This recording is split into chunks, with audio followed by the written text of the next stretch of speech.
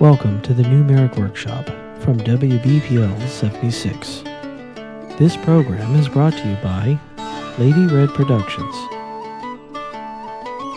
the Bear Digs Corporation, and a generous grant from the Night Owl Foundation. Why are you here? Cat, will you stop chewing on me?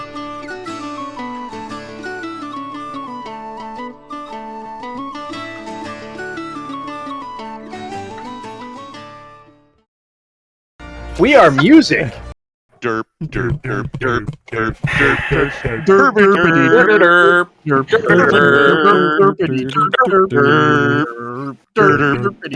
derp, derp. Ooh, woo.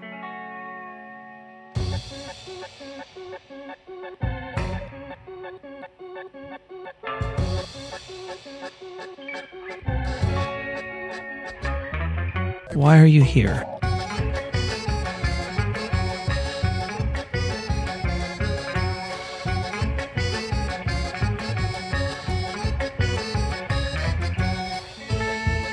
You're an industrial fitting with a handle.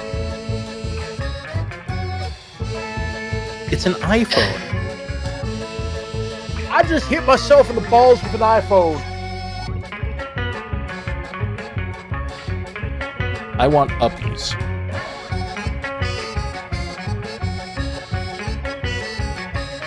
Somebody quote that. Grandma's.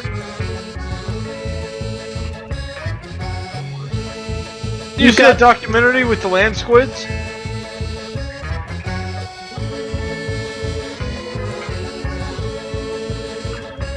How did you find a way to make it worse? Booty, booty, booty, booty, booty, batch all.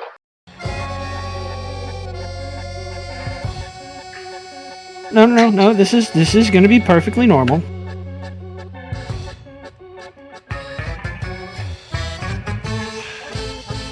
Yeah, put on the maid outfit. Add repellent tactical booty jorts.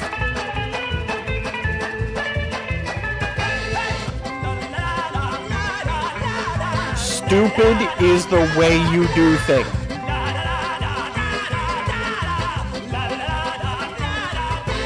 I would so download Pete.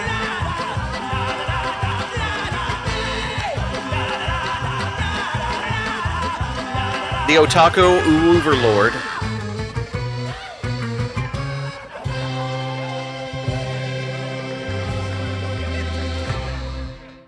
The f*** is Free Corn Thursday?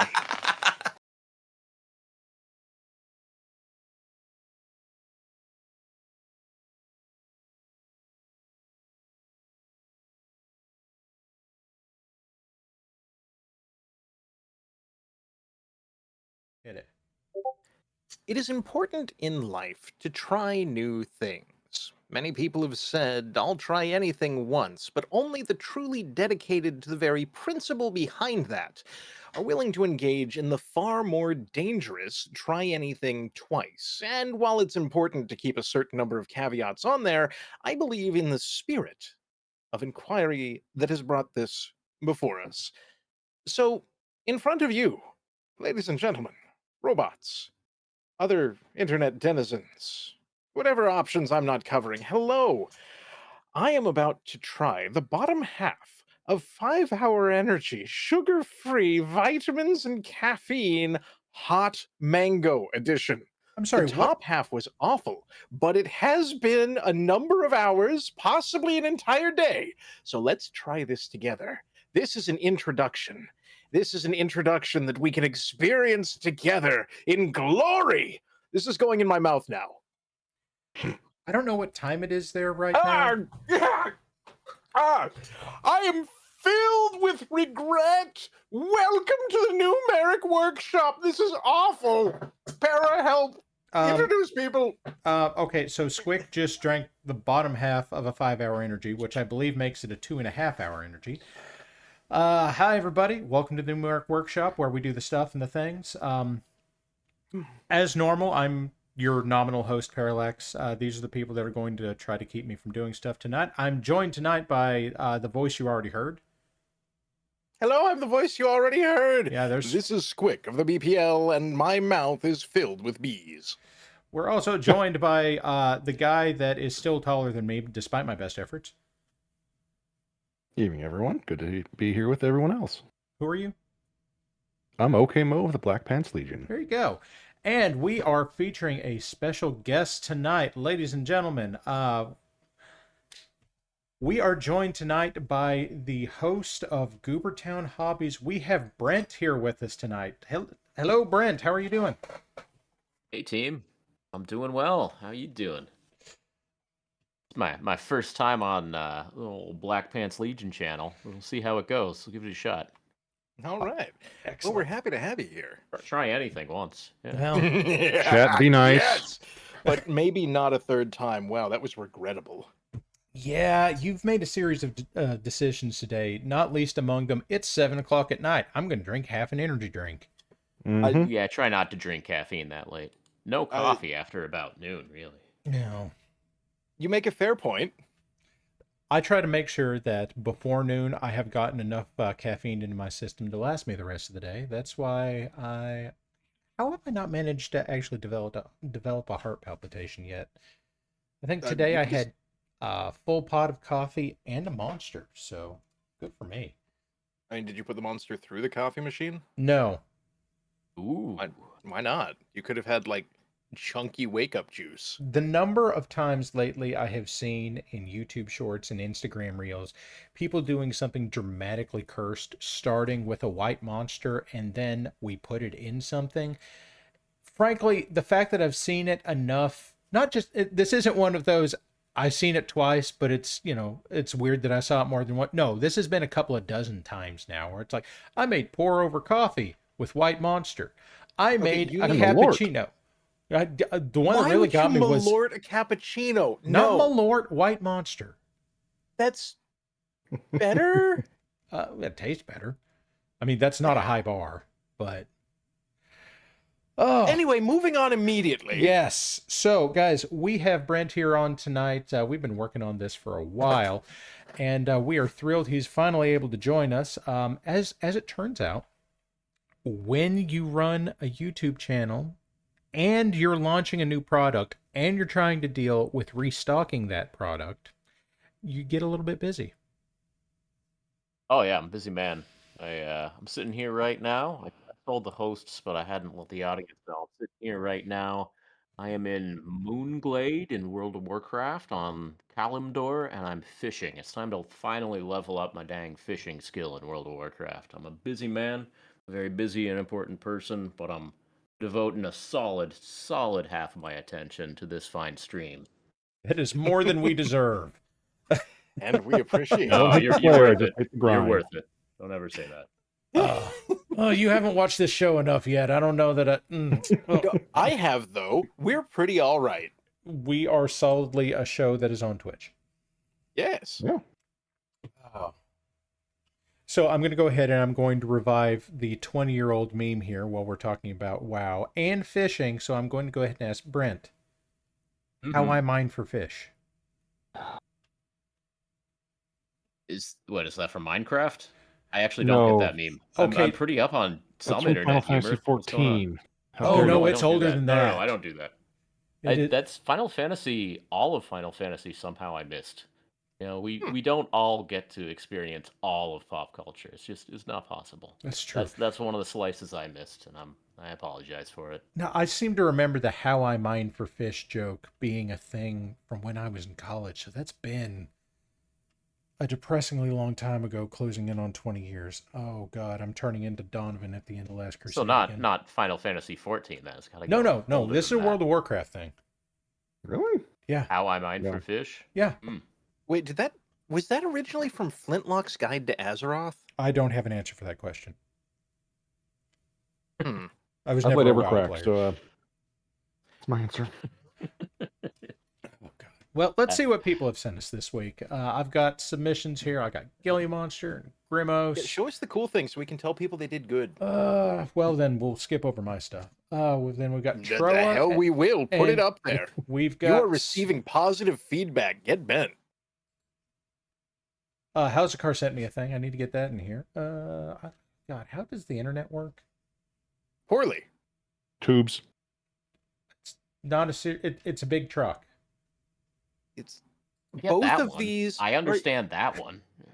DJ Ted Stevens. I'm not an idiot. Yeah, you don't have to. Okay, now, now I have my brother's thing in here. Okay, so I have all the stuff.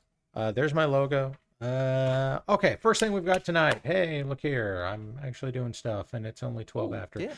Okay, so Gilly Monster has sent us this. I can't immediately identify what the mech here is. Like, I'm looking at it. It's a Spectre. Okay, then that makes perfect sense. This is how Gilly was trying to capture the idea of the light polarization armor here for the stealth effect on this, and he told me what kind of iridescent paint this was, and I have absolutely forgotten. But that is a cool effect, and it's an interesting way to try to capture Iridescence is the right word. That is great. That's great. It's halfway between stealth and chemical spill. 6-1. No, those are not meant to be interchangeable. They are. Those are all the ultraviolets right Green there. stuff color shift. There it is. Okay. I see. In the second picture is the same thing in different light. It really is. Yeah, it really is color shifting. That does sell the effect well. It does. Oh, that's nice. Also, like, kudos for keeping exactly the same rotation between them on those two pictures. He really did. And I'm going to be honest with you. I have seen people go through and do the light camouflage thing on a couple of different models before. I've seen it done with some Warhammer stuff. I've seen it done with some Battletech stuff where, I'm going to paint it so it's like a camouflage, or I've printed this in clear resin and then only painted half of it. And I've seen some of those. those are cool effects. This sells it. At the same time, it is the most efficient way to capture it. I think I've seen. It looks armor stealth, not sneaky stealth. Yeah. How many different color shift paints is that? Is that just one bottle and you're getting all the colors out of it, or is that a couple bottles used in a clever way? Gilly, you're here. He says he did shiny. Thanks, Gilly. What kind of paint is it? Shiny. Yeah, it's true. Gilly, is that one kind of your iridescent paint there, or is that a couple of different colors? 2 for green and 2 for blue. Okay, so he's got 4 different colors on there. It looks really nice. The fact that he's got 4 different colors on there, and I really was convinced that it was like a solid color shifting iridescent, that you did a good job on this. You really did. You like pick different regions to be the blue and different to be the green. It almost looks like the highlights there on the backpack are purposely picked out different. Hard to tell. And if he did that, he did a really good job. The mind. Yeah. Yeah. And he's giving us the salute, so he's not answering questions. That's okay. Also, I'm going to interrupt for just a moment and go I'm doing it. Hey, Archon, if you want to send your portfolio to Para, that's awesome. But burnout, fatigue, those aren't fun. So, don't force anything. Let your hobbies be fun. Yeah, don't honestly, make them another source of stress. Erica,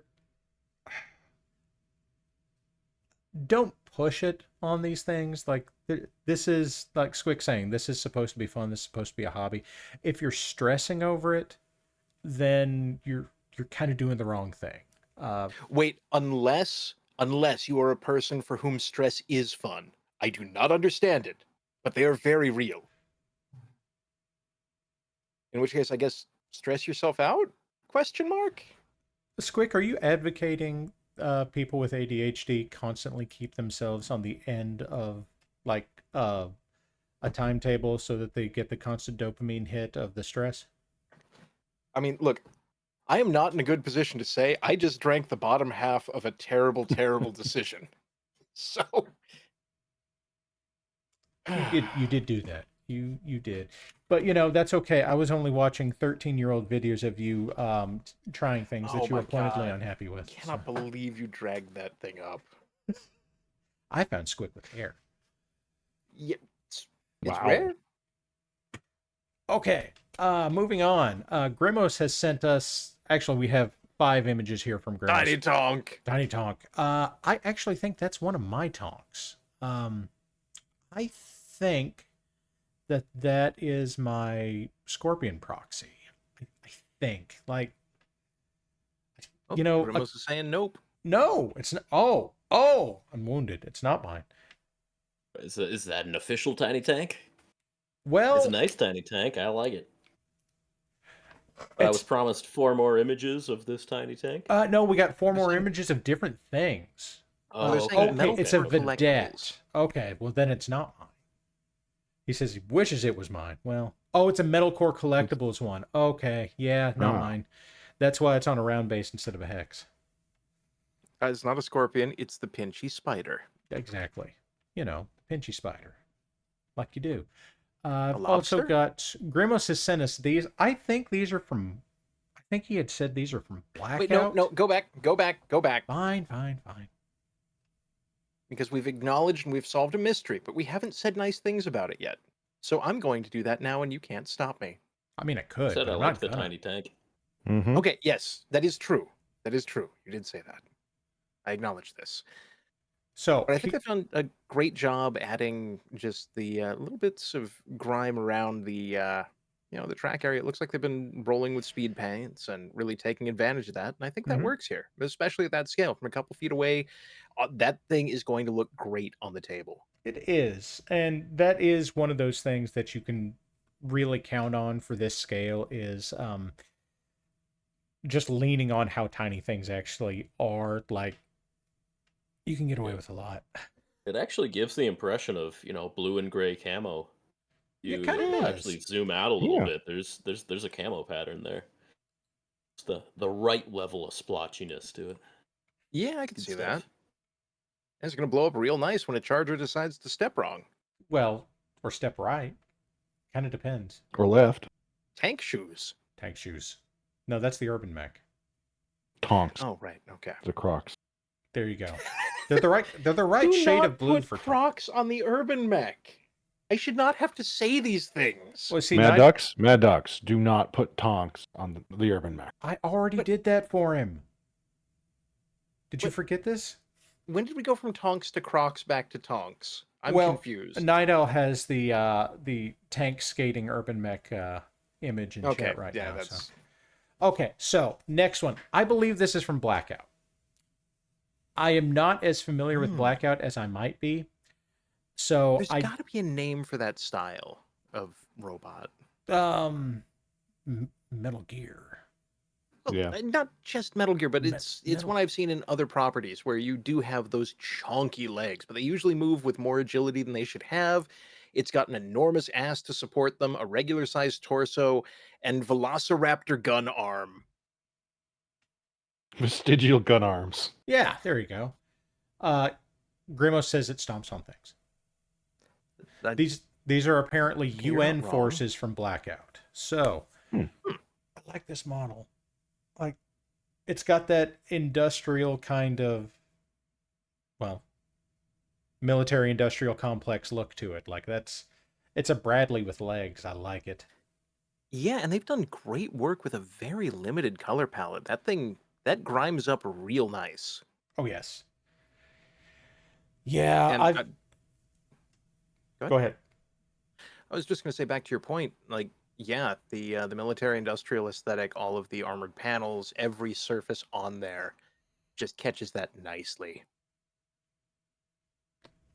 I've been playing with oil washes for this kind of thing lately, and I think that would play here real nice. But you're kind of right on the cusp of it with some of the speed paint on here. I think on the raised panels, you might want to wick some of that off, just to give it more contrast between the recesses and the flats.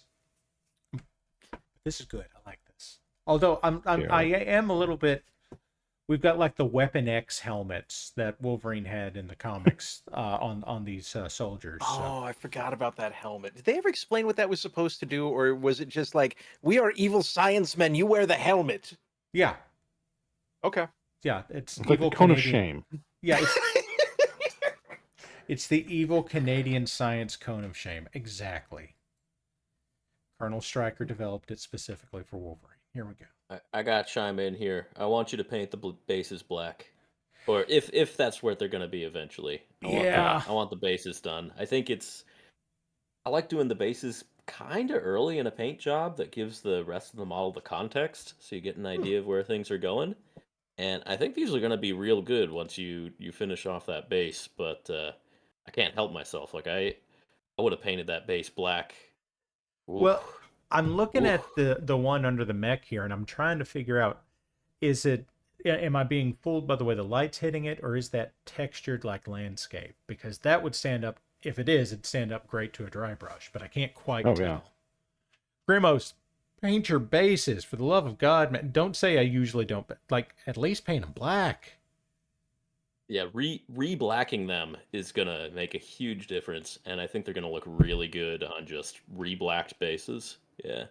Or to provide the least. Oh, good. Sorry. Or to provide the least helpful option available, just put in the missing texture paint job. Give them interlinking pink checkerboard. Oh, good. So you could see the bases if you had the asset pack. We're orange box now. Thank you. You heard it here, folks. Keep your bases covered. Now, I also appreciate like the three being in formation, squaring off against the camera for the keyboard. Well, I mean, the camera's a threat. That's what you do with drones. Now, if you wanted to be weirdly old school about it, you could always paint the rims, the bases, goblin green if you can find an appropriate match for that. But yeah, go all over with goblin green. These three would look great with goblin green. Yeah, do it. You have to do it now, Grimos. Mm-hmm. We just have to. Oh, that is an option. Yes, Grimos, that is an option. Okay.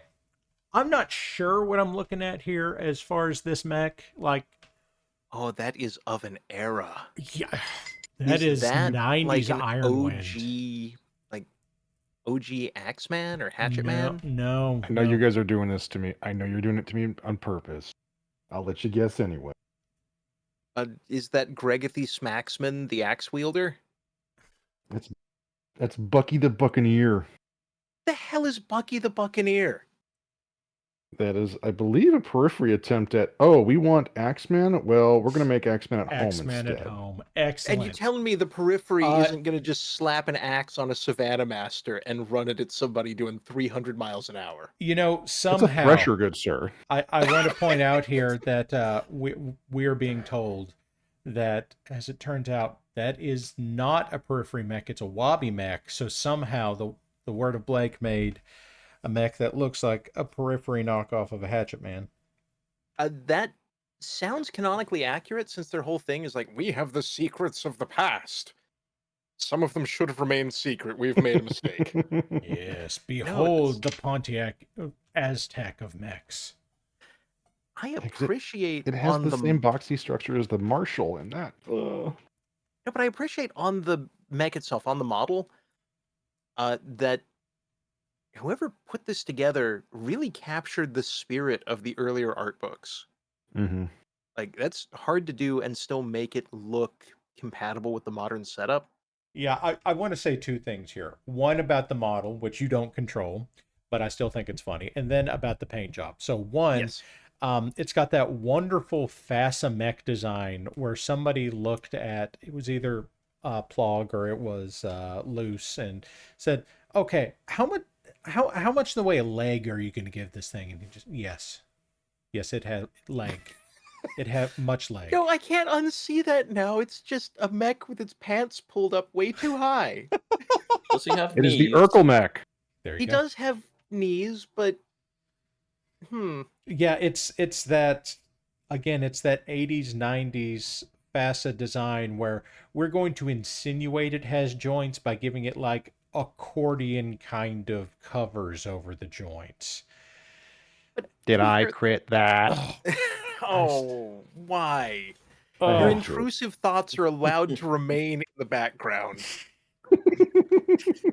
Now, on the paint job, I do like what we've got going on here, where we're starting in toward the European woodland camo kind of color set on this. I do like that. I would like to see a little bit of a brighter color to bring out more of that green, because right now I can see that it's green, but it could come across as gray. But you are on a great track here. Yes, that trash can green. Trash bag green. Yes, Detroit subway trash can green. I'm not calling Gramps here a trash man. I'm not that at all, but that is that trash bag green. Oh no. We have trash can mech. Nobody sent me an urban mech this week, so I can't. Okay. We also have Furbin Mech, which my God. I don't think we should show Brent that. I still want Brent Furbin saw the Mech cult versus page. Godzilla. Oh God. I'm I sorry, scrolled Brent. quickly through it. I wasn't Good. looking too closely Good. at any. Oh God. Furbin. Yeah. But I do want to call out, like, the mech itself. Yeah, it really does sell that woodland camo. I think a lot of what we're seeing is being slightly poisoned by the color palette in the background. Yes. There's one other thing going on here, where this is probably an original Raupartha model here, but because it's in metal, you really probably want to put down a good coat of primer before you paint it, because I can see some places along the edges where the paint's rubbed off a bit. And, for a mech, that might be okay, but it is going to wear. On the other hand, with that axe up there, it makes it look damn good. Apparently, hear me out, guys, metal looks very similar to metal. I feel like I've said something like that before. I think it was about sand. I have been reminded of the OG toy line and the blast panel. Yes. The BattleTech toys did have battle damage. Yes, if you shoot them directly in the schwangular area. We both remember the Mauler. I had the Mauler. It was great. It had it had a large laser the size of a kiwi fruit. For a toy, it was quite large. Oh yeah, it has a zesty spring on it too. I only ever had the Elemental. Sad face. I don't think I had the Elemental, but I had a bunch of toys from Exo Squad, and that's basically the same thing. There were some Exo Squad toys that came out later on that were actually from Macross. So you have some very straight, the ones that they chose to put in, it's like, okay, we're going to do this one, and this one. And they all have BattleTech analogs. And when I say analog, it's like FASA licensed these exact designs. So it's like we have a Warhammer, a longbow, and an archer. Yeah, I got the one that was and a rifle. Motorcycle suit. Oh, that was Macross, or that was Robotech Season 2. Yeah, that was Invid Invasion. Yeah. And I do not remember... Cyclone! It was a Cyclone. Yeah. I have no idea what it was in the other one. But also, didn't they have, magic space credit cards they had to put into the robot to turn it on? Listen, you're talking about Season 2 of Robotech. I don't remember anything. Not Robotech. Robotech, they just had to harvest space plant that grew in invasive species from Death Submarine. Are you talking about Command and Conquer now? Yeah, I was like, Tibernium? Yeah. We are not making Macross into a Tiberium sequel. Actually, we totally should. That would be pretty cool. Oh, come on. Brotherhood Knob would love that. Could get Michael Coogan on this.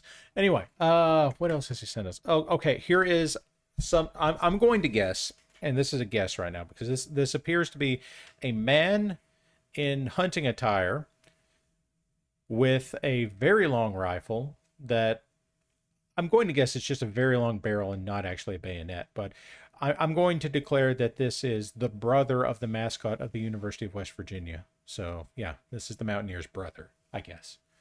Oh no, okay, I'm a jerk, and he says it's Sergeant York. Okay.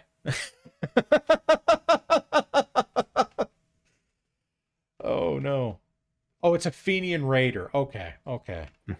I understood some of those words. Okay, so the Fenians were an Irish rebel group in the 19th century that had this brilliant idea that they were going to get the English out of Ireland by staging an invasion of Canada and holding it hostage. So is this just like at a tabletop game or No. Oh. So, as it turns out, there's a lot of Canada, and that didn't work out so well. Shocking. So then they sent them all to Western Australia. Oh my. Bold? Yeah. Can I say nice things about the paint job now? You can say nice things about the paint job now. Where a lot of the hard body models we've been looking at have had very fiddly technical things going on and like hard delineation of lines, this does an excellent job of passing the vibes check.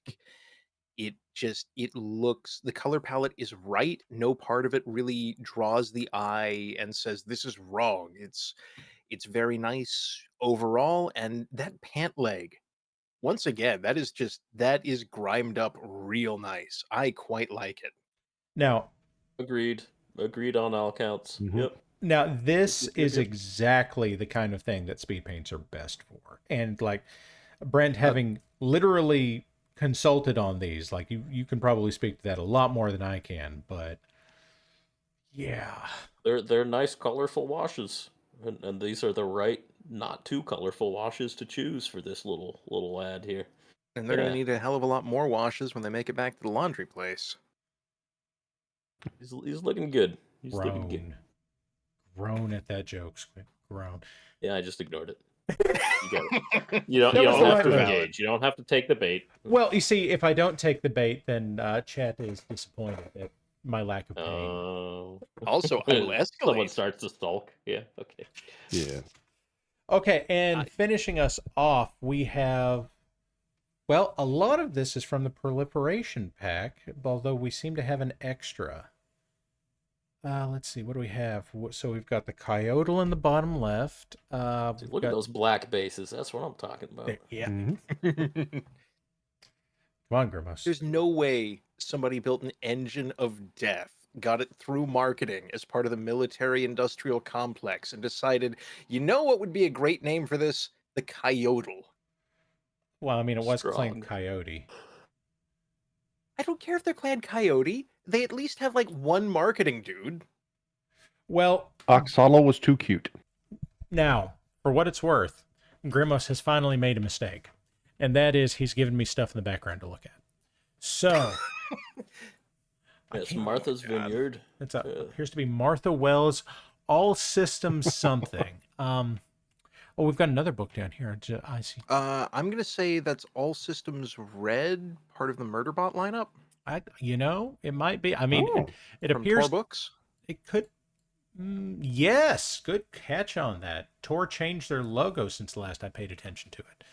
It appears to have Ezio from Assassin's Creed on the cover, although Space Ezio. Spezio? Spezio. That sounds like a Fabio alternate. It is.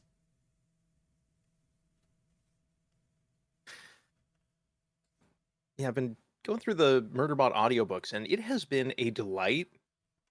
Mildly infuriating, but delightful. Now, Grimo says you're right. You had the right book. Nice.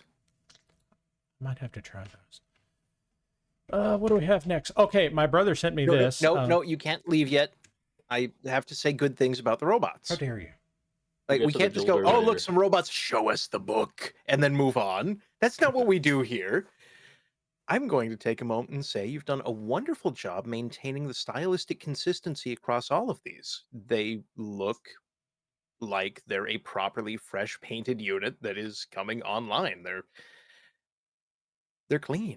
They're nice. Yep, they One are of them clean. is going to be red over black is not always easy to do, but it's looking good in this situation. And yeah. Those gold highlights also sell really nicely. Although it's also a giant shoot here beacon. Well, that's fine. It's fine. I do think... Brown? Oh, maybe my monitor's off. Really? All right, that's a red-brown. Okay. Okay. That will help with the opacity. Yeah. I stand by it. Give it a wash. It'll really help with some of those panel lines that are getting a little bit washed out. But like this is using the base acrylics for these. Like The speed paints are not always great on mechs just because of the broad, flat surfaces, but I think half the detail we're missing is just because they're all in one shot, so it has to be a wide shot. it could be. It could also be that we're paying attention to the book. Yeah. Book. Book. But can we figure out the book below the book? I can't really see enough of any of it to do anything. Well, we know with it has the letter H, D, and A. Yeah, and they're... Yeah. Can you buy a vowel? We've got an I over here. Looks like it's next to an O, but it could be an N. I don't know. Okay, so... Questions for later. My brother has sent me his developing wood carving, whittling, whatever you want to call it, kind of progress, where he has... Hal has with been... his wood. This is wood. I am ignoring the obvious joke with great personal restraint. That is a decision. Your brother just wanted you to put that on the show. That's all. Probably. Yeah. He was very proud of his very large League of My Legends. restraint is broken. His brother has decided to put the wood he is working center stage. It is mighty. He has been working it for quite some time. If you zoom in on the ribbed veins, you can really see the workmanship. Oh dear. A ceremonial object. Yes. It was a very coarse ribbed veins. You see, I didn't even have to be the one to do it. I didn't have to be the one to do it. I held off for like 20 seconds. I was so professional and very good at what I was doing. But no, that's... I wanted to see if you could get a qualifying right out of it first. So if you hit 13, I thought you'd be good. With all of the shenanigans and silly I jokes don't know out enough of the about way. whittling. I don't know, like, that looks like that might be impressive. I don't know enough. He is just Given getting that it started off on this. square, okay, and the level of detail visible there in the semi-organic lines where we're not seeing a bunch of just blade digging in, especially at like the bottom of the collar area and around the giant throbbing vein. Those are clean corners. It'd be really easy to accidentally slice off that. What's a better word for the vein? No, the. We'll call it a ribbon. Like, it'd be really easy to accidentally slice off the side. Maybe if you turned it over 180 degrees, like the backside is just completely messed up on those spirals, like chunks taken out. But oh man. But this side of the carving looks pretty good. Yeah, like, and it's I know it's basswood because I've been talking with him about it. So, you know, it's one of those, it's real easy to carve into, but it has that downside that it's real easy to carve into. So the opportunity to screw it up. Does say, y'all's jealous you cannot carve them winding, ribbed, veiny features. And he does say it is intact the whole way around. Okay. Yeah. Well, congrats. That's great. That's great. And my lovely wife in chat just pointed out that she can't help but look at this and see the EMT guy from the Instagram reels that just looks at this and shakes his head and says no. No. Yeah. Yeah. There we go. I'm gonna leave my comment in chat. I did too. Squick redeemed a pet. Do not pet the veiny candle. Don't pet the veiny candle. Okay, so it is going for a permanent birthday candle, and with that context in mind, I can see what you're going for, and I want to see it when it's done. Yes. Gilly responds with, "What sent my ass to the ER?" Literally. Oh, Lord. Okay, so this is a thing that I was poking away on while I was waiting on my boss to tell me to do something else at work today. So I guess it's been almost a year and a half since I did the initial take of the Roadrunner, the Emerald Harrier, and like I did that very early in me learning to Blender, so I'm starting to revise it. Not revising isn't the right word. I'm rebuilding it from the ground up, and this is so much better than it was already.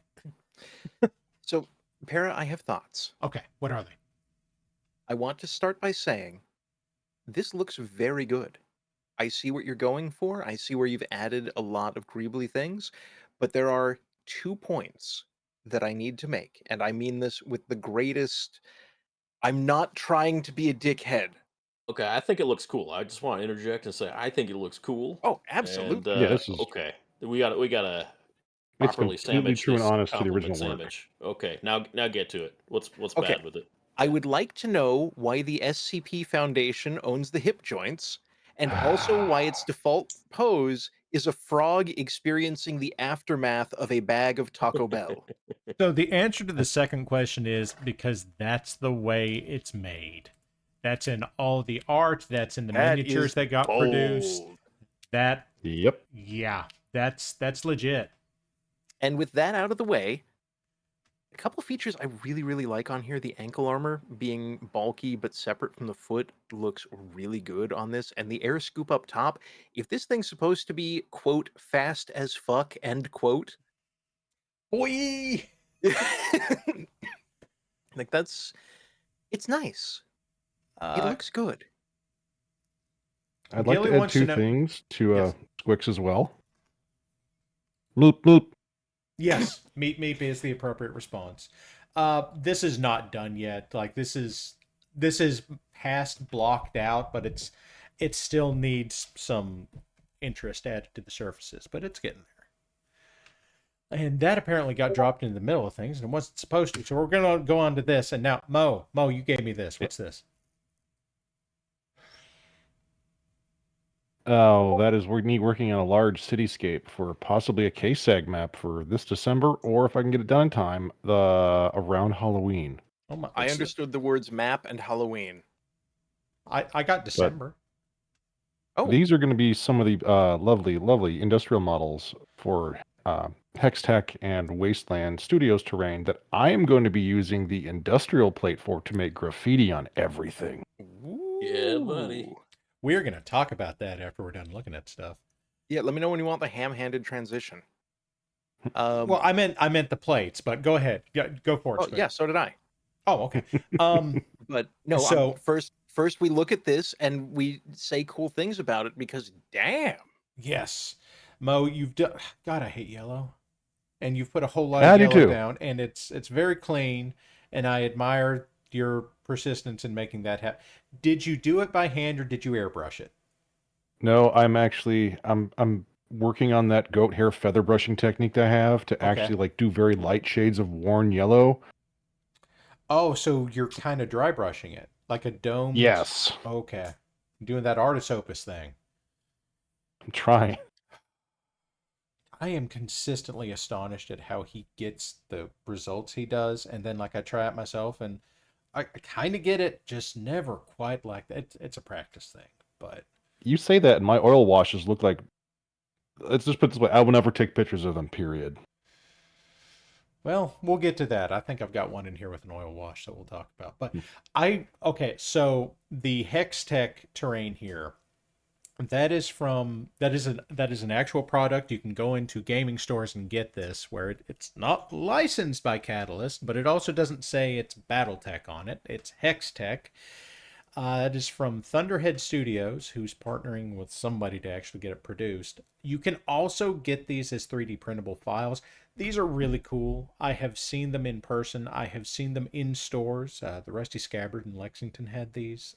They're cool. I like them a lot. And getting 6mm terrain that looks believable and has visual interest to it, that is a weird mix, and Thunderhead's really kind of nailed it here. So, like, if you're looking for BattleTech terrain, I can't suggest that enough. Now onto the paint job. Those mech bays. All of this is good. Those mech bays steal the show. That is the right color and state of degradation for an industrial enclosure.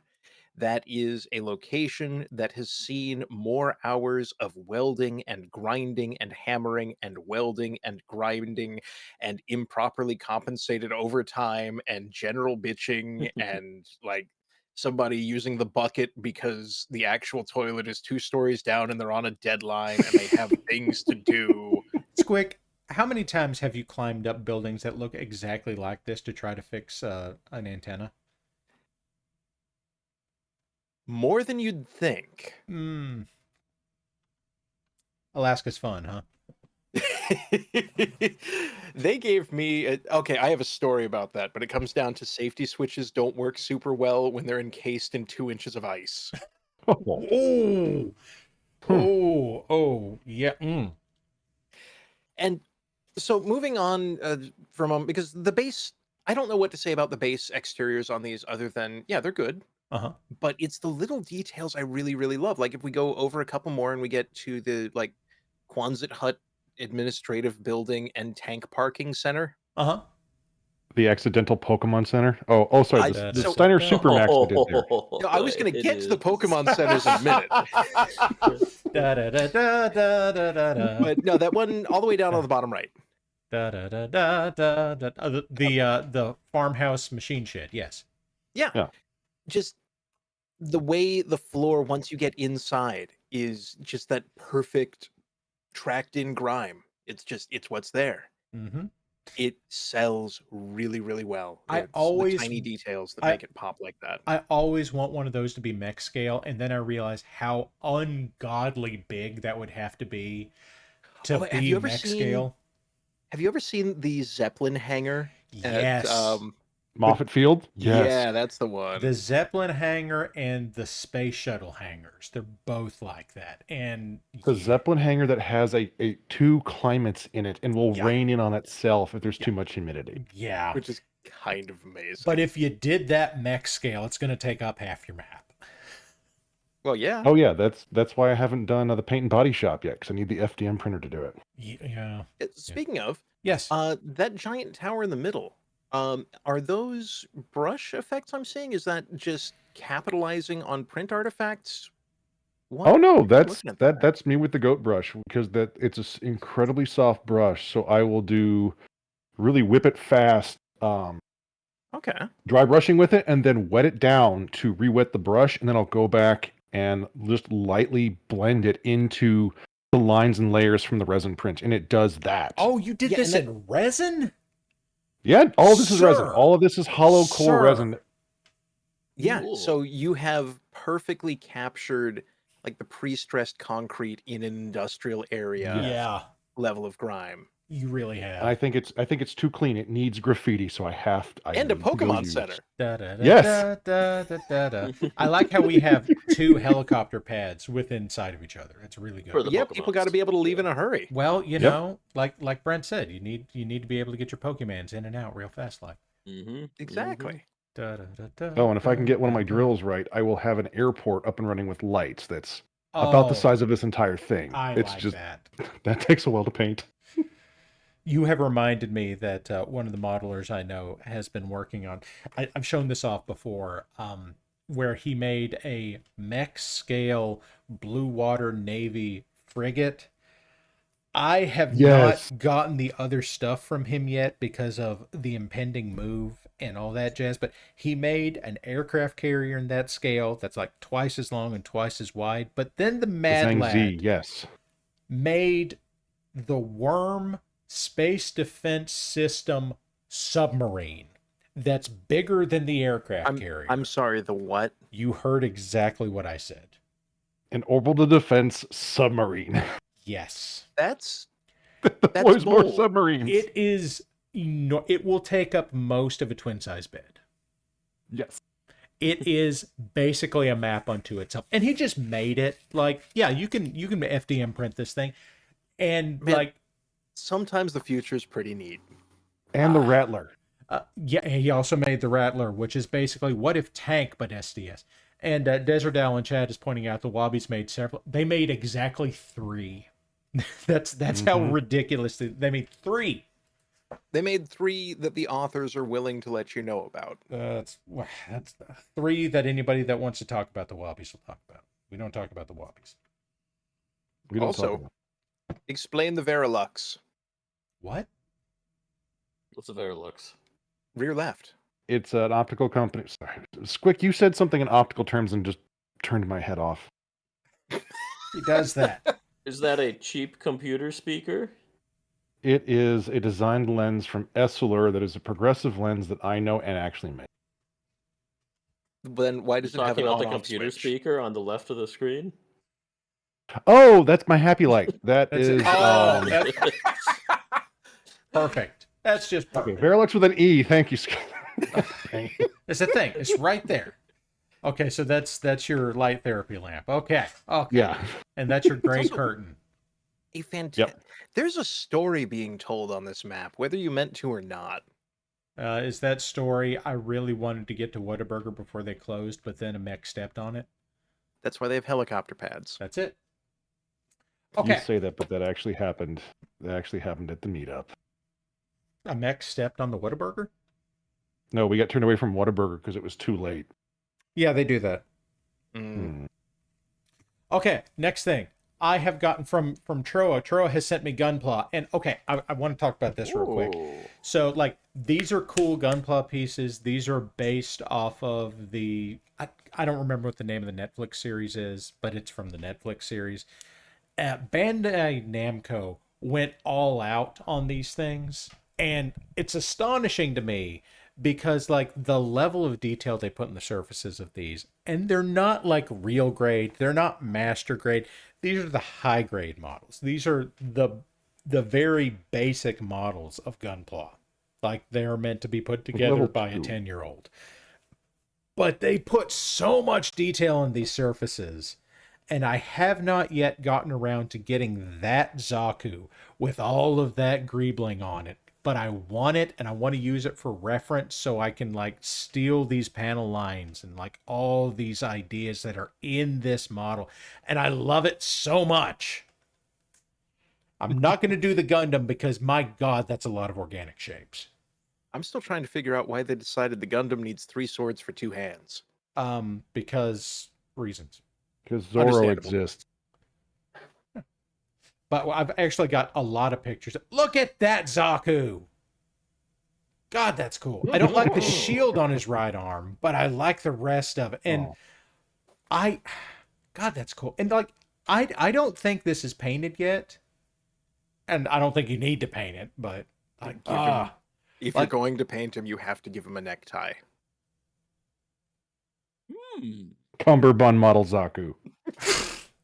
I'm sorry, for a minute there, like, I had a blue screen of death. Just, yeah, we'll give it a bow tie. Sure. Yeah.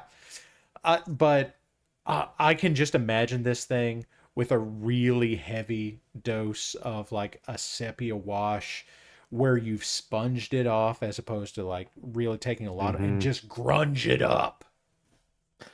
How did they give a robot an expression of being so very professionally done with whatever's in front of it? He's very disappointed. I like the helmets also, like, signaling that the kick was good.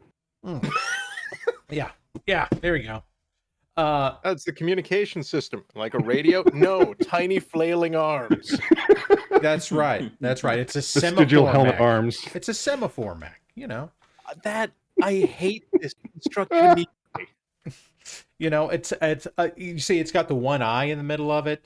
They say that's a camera. As it turns out, it's an Aldous lamp. I don't know what that means. It's a signaling lamp that they used to put on ships so that they could Morse code with each other visually. Oh, right. Because in ancient times, boats used to flash each other. Yeah. Yeah. Also, Not winking, we've been it's asked talking. to explain us or ain't. So. Okay, we will get there. I got 5 minutes. Let's get through the rest of this. We've got.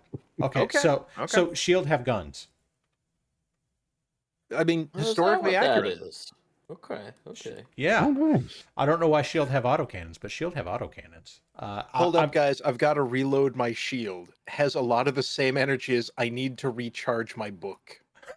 So your Rosebud is single action then? It's the Kindle of gun shields? What am I supposed to do with that, Squid? Yes. Oh, God. Okay, and here he is. He's being very threatening. He's pointing his gun at me with his axe. Because that's the cover of somebody's music CD. It really is. Like, well, it's a Beastie Boys Linkin Park, album. yeah. I think it's a Beastie Boys album. We're just going to call it Colony Drop. Okay, now this one, Yes. yeah. Wow, my brain just caught up with Colony Drop. Wow, that is a grim dubstep album. We're calling it Grubstep? Yeah, we're gonna call it Grubstep.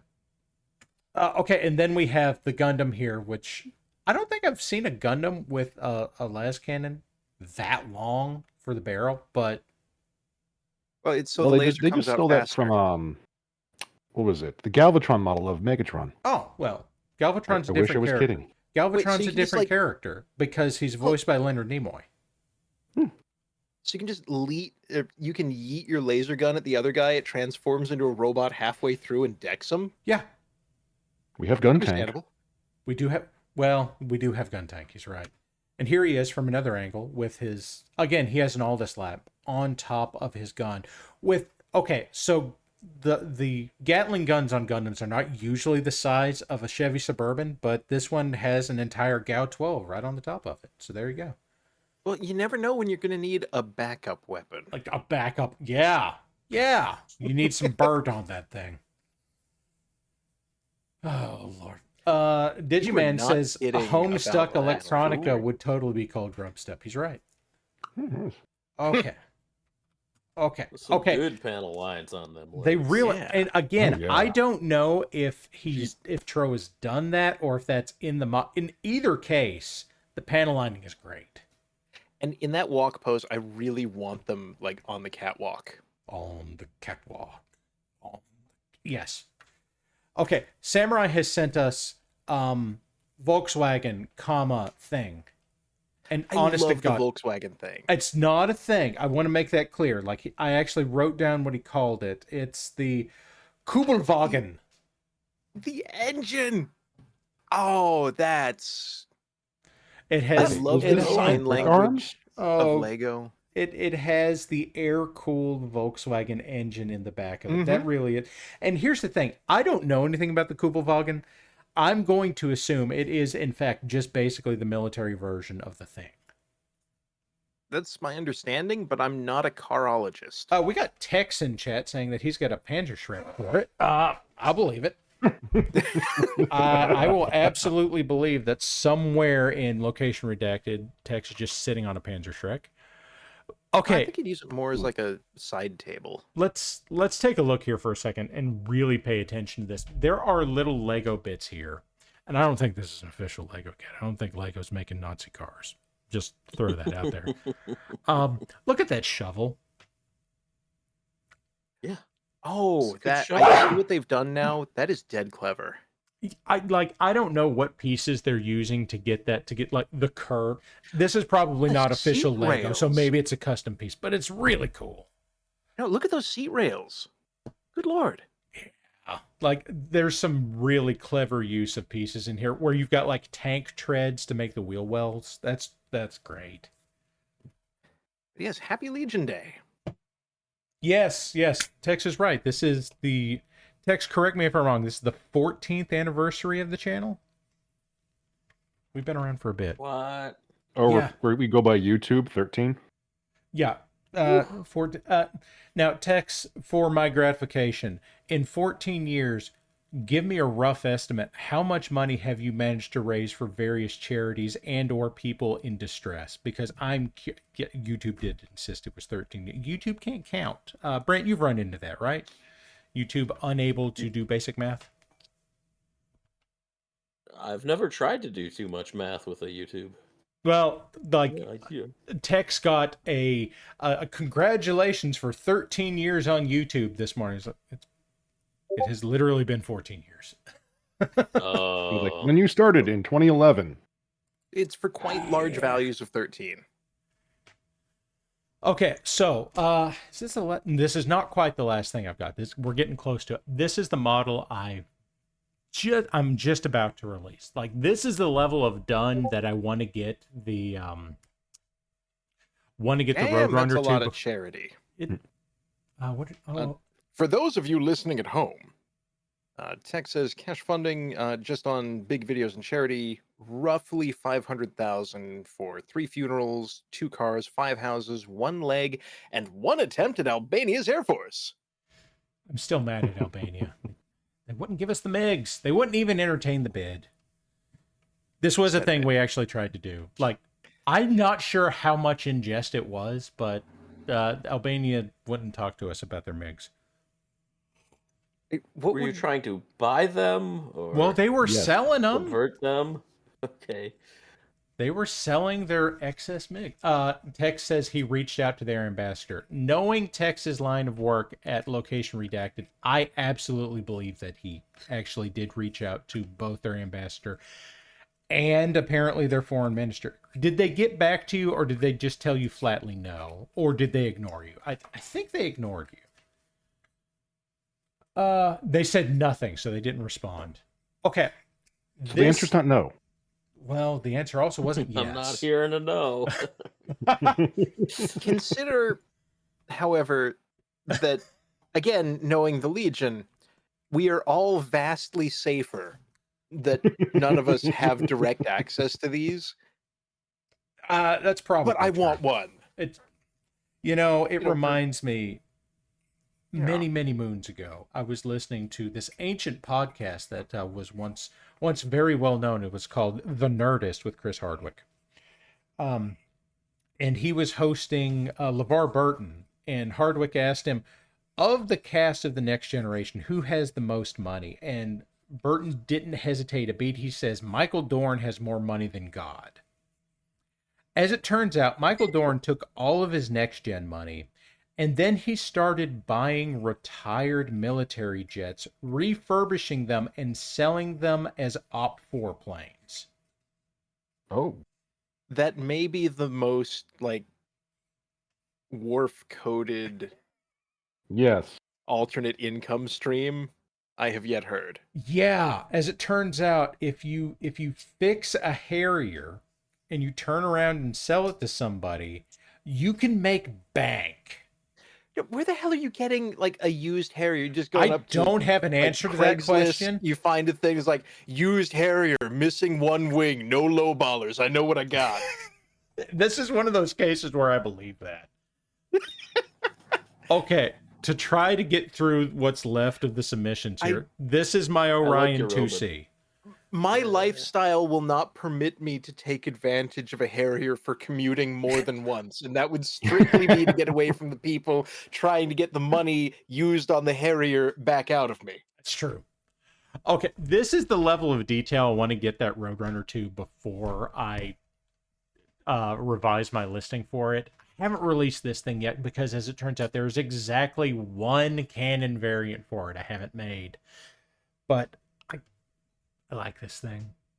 This is the last of the Orion derivatives I've been working on, and feel like I've developed a lot of skills since I did the first one. I'm really happy with this. Unfortunately, Para, I have to state this: your detail work on the Gothic Blackjack. Oh God! Because I printed that thing out and shown it at the local game store. You have now convinced some people to invest in BattleTech Gothic. They shouldn't do that, but okay. Okay, Brent, for what it's worth, I don't know how familiar you are with the workings of firearms, but there is a mech that is called the Blackjack, and it's a medium mech. All of this doesn't matter. Yep. What matters is it has two small autocannons for arms. Instead of having arms, it just has guns. And long gun, very long gun. One of my friends in the Legion said, "Hey, I bet you can't make that thing toggle lock." Toggle lock is the action that a gun like the Luger had, where it has those two arms that buckle on the top of it every time the action works. It looks like a bendy straw. Kinda. You can't just... No! It has dignity. It's cool. It's a neat mechanism forever ruined by... This coming from the person that did the Mango 5 Hour earlier today. Dignity, good sir. Just because I don't have it doesn't mean I can't recognize it. So effectively, I made a toggle lock system that's roughly the size of a Subaru Outback. Okay, put that on the screen because Tex just said I knew a guy who made a toggle lock Mac 10, and I'm going to need a minute to process that, and then we need to describe us That's not a Mac 10. That's a clack 10. Ah, the clack 10. Yeah, you okay, so I will find that picture quickly. He called it the Flappy Boy. Oh my God, no. I don't know what the hell else you'd call it. Wait, unless you put the optic on that, because then it would be. I have seen people do that. Oh, that hurts my soul. Okay, let me find toggle lock blackjack picture. God, that thing's dumb, and I love it. It's one of these. Do you need a minute while you hunt that down? This is the Black Knight, not the Blackjack. No, I've got Usuraint. It is a game where you can gamble your goob. You're gonna see in just a minute here that a thing's gonna come up. You can put it on us, in which case you're betting that it's us. You can put it on ain't, in which case, shockingly, you're betting that it ain't. Or you can throw it in the goob hole because you hate having money. Very respectable, but why? Then a quote will be pulled, and depending on the result, you'll either win or not win. That is how things usually work. And then there's the goob hole. You can throw your goob hole, just put it in the pot. We've discussed the hole for goob. We're not talking about your hole, Squick. But moving on immediately, tell them about the toggle mech. Okay, I am still pained by the fact I did this. Okay, so I made a blackjack that has fluted barrels, that has a carousel magazine, and toggle locks. I made the dumbest gun possible. We require it immediately. I just cannot possibly imagine the sound that thing makes right beside the cockpit every time you fire it. Normal amount? Blackjack. Clang, clang, clang. Clang, clang, clang goes the battle mech. Okay. That was the blackjack. I'm going to move on. I got a couple of things left. I actually painted something. What did I paint? Okay, look, I made a Star Slayer. Look, everybody, I painted a Star Slayer. I maintain I'm that's nice. Ooh, thank you. On that. Don't love that over that. Brent, you know competition painters. I maintain I am solidly above average. Look, that mini looked really good for about a second, and I'm now in a Trivago commercial. I got so if we could stall long enough to get back, that'd be great. Somebody get Brent some pants. Oh, but then he couldn't see Trivago. Okay, what I was going to say is I aspire toward competition level painting. I've been doing this like with some concerted effort now for about 4 or 5 years. I've always like I could be like, "Oh yeah, I've always wanted to paint." And when I was 8, 9, maybe 10 years old, I had an issue of Inquest magazine. Inquest magazine was a magazine predominantly about collectible card games in the 90s and early aughts, for those of you that don't know. And where they talked about painting, it was the monopose Space Marine. And it was like, I want to do that. And then I wasn't able to do that for the next 20 years. But yeah, and like, I aspire toward that. And I'm not there, but I'm happy with this mech. And I'm interrupting because we're getting the Usuraint results right now, live from chat. So let's take a look as quote 7688 comes up. Porque lonos or Porque no los butt stabo. Okay, I mean, that is not my fault. No, I don't blame you a bit. Whacker has broken my brain a little bit. Whacker's not an us. Whacker's definitely an ain't. I don't know what to do with that dinosaur. That it be ain't? Well done. Good gambling if you won. Otherwise, get better at predicting random events. Okay, so here's what I'm going to do for a minute. We are 11 past 10 o'clock here in the Central Time Zone.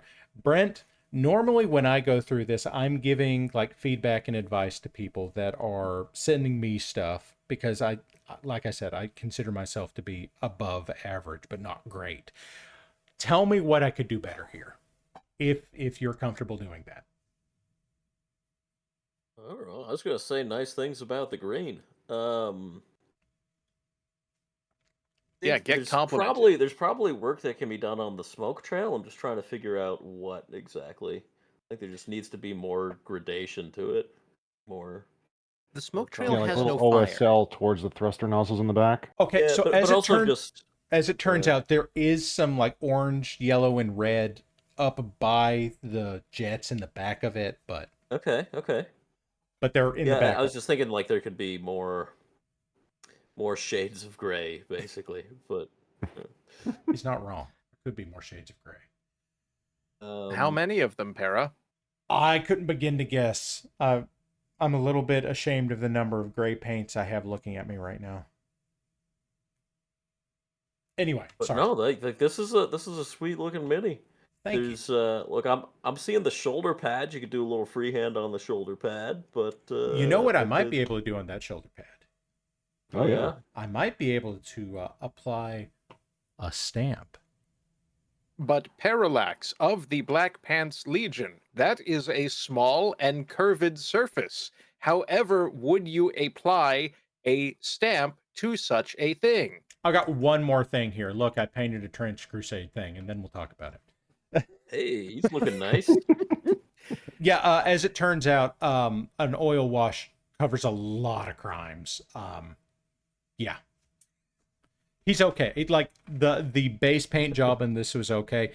Oil washes cover a lot of crimes, guys. Use them if you can. Yeah, but playing with tonal highlights like that, it's dangerous, but when it works, it works. Yeah, dude, that's almost every bit of that is the oil wash. It covers so many crimes. It's perfect. It's perfect. Okay, I'm going to go to the screen, and then I'm going to start asking some questions. Look, my desk, everybody. I have a desk, and now I can get 5 windows off of one screen, so I can actually see what chat's saying. Whoa. Okay, there we go. Focus. Okay. Focus. Listen, it is focused in one place, and it's right here where my hands are. Actually, I need to move that, because good God, that is a long way up my desk. I don't have legs. Don't look at that. There. Human leg. There. Okay, is that? Yeah, okay, we'll go with that. Yeah, see, hands. Hands are in focus.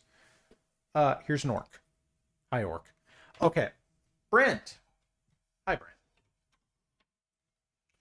Brent, you are at this point, I tend to think of, in the YouTube hobby space, there are kind of a couple of different communities.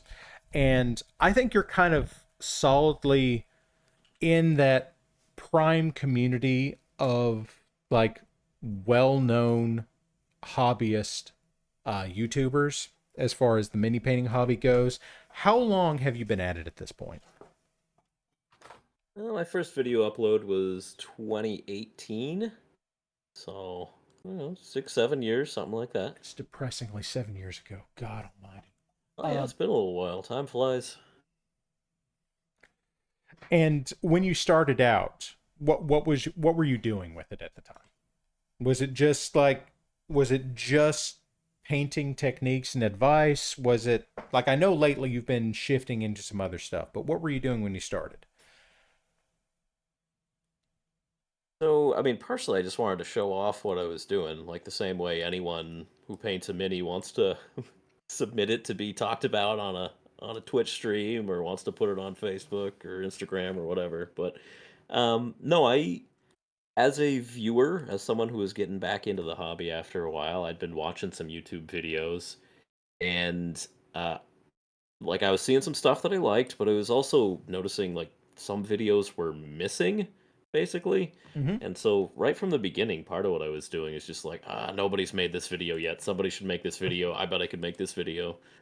And yeah, one of the first videos I put up was how to strip paint off of plastic models.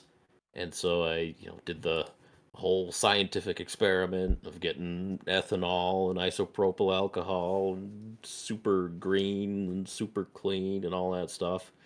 And just did like a scientific matrix of just, here's a bunch of different spears that have been painted with a bunch of different paints, and we're going to try each of these combinations with these different household liquids to try to strip the paint off the model. And that was one of the very first videos I posted. Now, Brent, for those of my audience that don't know, I'm just going to go ahead and tell them your professional and academic background before you went full-time YouTube. You were a chemist, right? That's correct. Yeah. So my training is physical organic chemistry, and for a while that's what I was doing with my big boy career. But then painting miniatures on the internet was more fun and less stressful, so I do that now instead. Is it still less stressful? What I'm hearing. What? Is it still It's less not stressful? Oh yeah. Yeah. Okay. After extensive training in how to safely handle toxic environments, Brent discovered YouTube, where his skills were immediately put to the test. Yeah, that I'm pretty sure that immediately tracks. had value, didn't it? Oh god, the YouTube comment section, because nothing's as caustic as that. Nah, it's useful. Everything you do in life is useful. It all adds up to something somehow. Hey, for real, like dealing with the comment section when people call me an idiot in comment section. It's like, well, I know I'm not an idiot, so you didn't get me this time. Try again. Try again. You're an idiot. No. No. Opt out. I probably have weak points in my psyche, but that's not one of them. You've got to, I imagine at that point, you've got to have a thick skin built up for that. But, oh, yeah. okay, I'm going to ask you some other questions at some point about this. But first, because, Squick was asking me a very pointed question about stamps and curved surfaces and such things. I have a number of things. Parallax of the Black Pants Legion. Yes, Squick of the Black Pants Legion. Whatever could these miscellaneous objects in front of you be? I notice they have intricate patterns and a Goblin Hobbies identification logo. Indeed, they do. Brent, these are your stamping plates. Okay. Yeah, we can shill. Yeah, let's go. Oh, this is not shilling, dude. This is okay. We're not shilling. I have been being good up to this point. We would never do such a thing. No, I have been being good up to this point. I'm gonna go ahead and say it. Brent, these are fucking amazing. I am just about convinced that this technique that you and Casey have developed, and I've got some questions about that. This is the biggest thing that I have seen happen in the mini space since contrast paints, and I am absolutely stunned by this. Like, since you first talked about this, like when I was catching the we made a Warhammer army that we bought off of eBay for X number of dollars, and we're going to do it in a weekend. And then it was like, we did all this, and then I put stamps on it. You did what? Here are the stamps. This is what... Brent, that blew me off my feet. Yeah, look at that viral marketing that we have there. Yeah. That was great. So the story here is Casey is my business partner. So Goblin Hobbies is a partnership between Brent from Goobertown Hobbies and Casey from eBay Miniature Rescues. And a couple of years ago, I was hanging out in a hobby chat, and someone on the chat wasn't painting minis. She was doing her nails, and she was talking about doing her nails with stamps. And so these are pretty much a direct port from the nail stamping world. Yeah, there you go. There you go. And so apparently for at least a decade, maybe a couple of decades, people have been using this tech to put little designs and symbols and patterns onto their fingernails. And none of us dudes in the miniature painting hobby figured out how useful that would be. But yeah, Casey and I had been talking about the question of Space Marines and how do you reliably put designs onto the shoulder pad of a Space Marine. And it's not easy. Like the curvature on there kind of messes with decals. Like when you try to lay a decal like flat on that curved surface, it doesn't work so well. Yeah, it's not just that it's the curve, for those of you in chat, it's not just that it's the curved surface, it's a compound curve, so you've got curves in at least two directions that really screw stuff up. That's a great point. Yeah. But a Space Marine shoulder pad is not that different from a human fingernail. It's a pretty similar, it is more curved than a human fingernail, but it's about the same size. And I can't unthink that. Dioptic scale. Right. So anyway, we finally put this together, and Casey and I were hanging out, and it was before we recorded a Paint Bravely podcast. We've got a podcast we've been doing it for 4 or 5 years now. and we were gonna go record our podcast, but we just started talking about this, and we ended up talking about it for like 4 hours.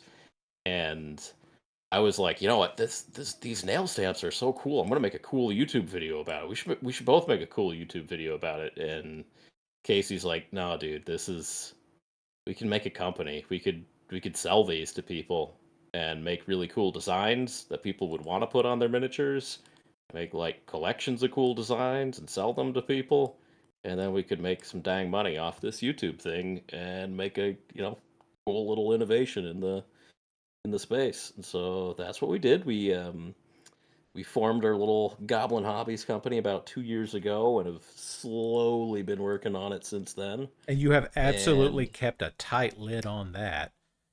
Mm-hmm. Yeah, we kind of thought we'd get scooped. Like, we were moving slowly enough that we thought somebody else would get this idea in the like 2 years of lag time and beat us to it. But it ended up being that we were the first people to come to market with it. And if you troll around on Instagram and YouTube, there were a couple of people who had raised the topic in the last couple of years of like, oh, you can do this with nail stamps, but like they didn't quite have the killer app for it or anything. Right. It didn't quite catch on yet. The right plates weren't out there. Yeah, maniology doesn't count. A brief Right, they do it for interruption. nails. They do it for nails. Yeah. What's up, Squick? From chat, from Mad Ducks. Uh-oh. To quote directly, so what I'm hearing is that you had an idea nailed down, and you took the inspiration and stamped it into being. Okay. That's a good way to think about it. I'm going to cringe for a second, then go get my ass. I hadn't thought about it like that, but Good God. you're right, Mad Ducks 42. You're right. You're right. Ducks, you can't just say things. Glorious mimetic hazard. Ducks is cool. But yeah, so our first launch or our first announcement of that video you were just talking about, where we got challenged to do a stupid YouTube collaboration by the guys at Poor Hammer, and they wanted to do like an army painting challenge collaboration, which is really just a way for them to get other people to paint their 40K armies. But don't. And you did it with a refurbished one off of eBay from busted and broken miniatures. Yeah. So tell us how you really feel about that, Brent. No, it was fine. Well, I was talking to him like, actually, like ordinarily, this is obviously a scam, but we have a really good way to turn this into a little viral marketing. We're about to launch a product that requires us to show how cool it is to put squad markings and heraldry onto things. And so we took them up on the offer. We said, send us 2,000 points of Imperial Guard for Warhammer 40K. And we spent a couple of weeks like repainting that 40K army. But when we got towards the end and we're just throwing all the squad markings on all the troops and like heraldry on the tanks and numbers and kill counts and all that kind of stuff, that was just like an hour using these stamps. Really? Yeah, it went fast. Like wow. We did time Casey, and so for a squad of 10 miniatures, where we wanted to put three stamps onto each miniature. So like a diamond, a squad number, and then I can't remember what it was, like a skull or something. But for each troop, we wanted to have 3 stamps on there, and it ended up taking, for a squad of 10, for a total of 30 stamps, it took Casey like 15 minutes to crank through that. So if you just think about how long it would take you to do 20 or 30 decals, more than 15 minutes. 1 hour 26 minutes. For those of you touch the model. Around there. Damn it, Squick.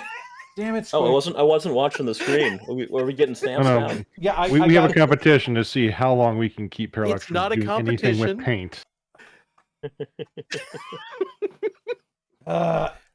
Brent, you remember when he told you yesterday that that they do this thing where they try to keep me from painting for as long as possible? witness in action. There you go. Okay. That's why comments I'm on learning. user submissions go so long. But Get very away with quickly, pants People here. keep sending in cool things, and I They want to do. say Yeah. cool things about them. they do. And actually, I know I missed at least one person that sent something in. Morgana Ballur, if you're in chat, I'm sorry. I've just remembered I missed your thing. We'll get it next week. Okay, so for those of you that are watching along at home, you would have seen me just apply this eagle stamp off of the ancient plate onto this Star Slayer we were looking at earlier, and you just watched me do it in real time. Like, this is so fucking cool. Now, Brent, I do want to talk to you about a couple of things on these plates, because there is some comedy gold on these plates, if you're willing to look for it. And I'm not just talking about, haha, this one has a taco, which, by the way, this one has a taco. That's great. Yeah.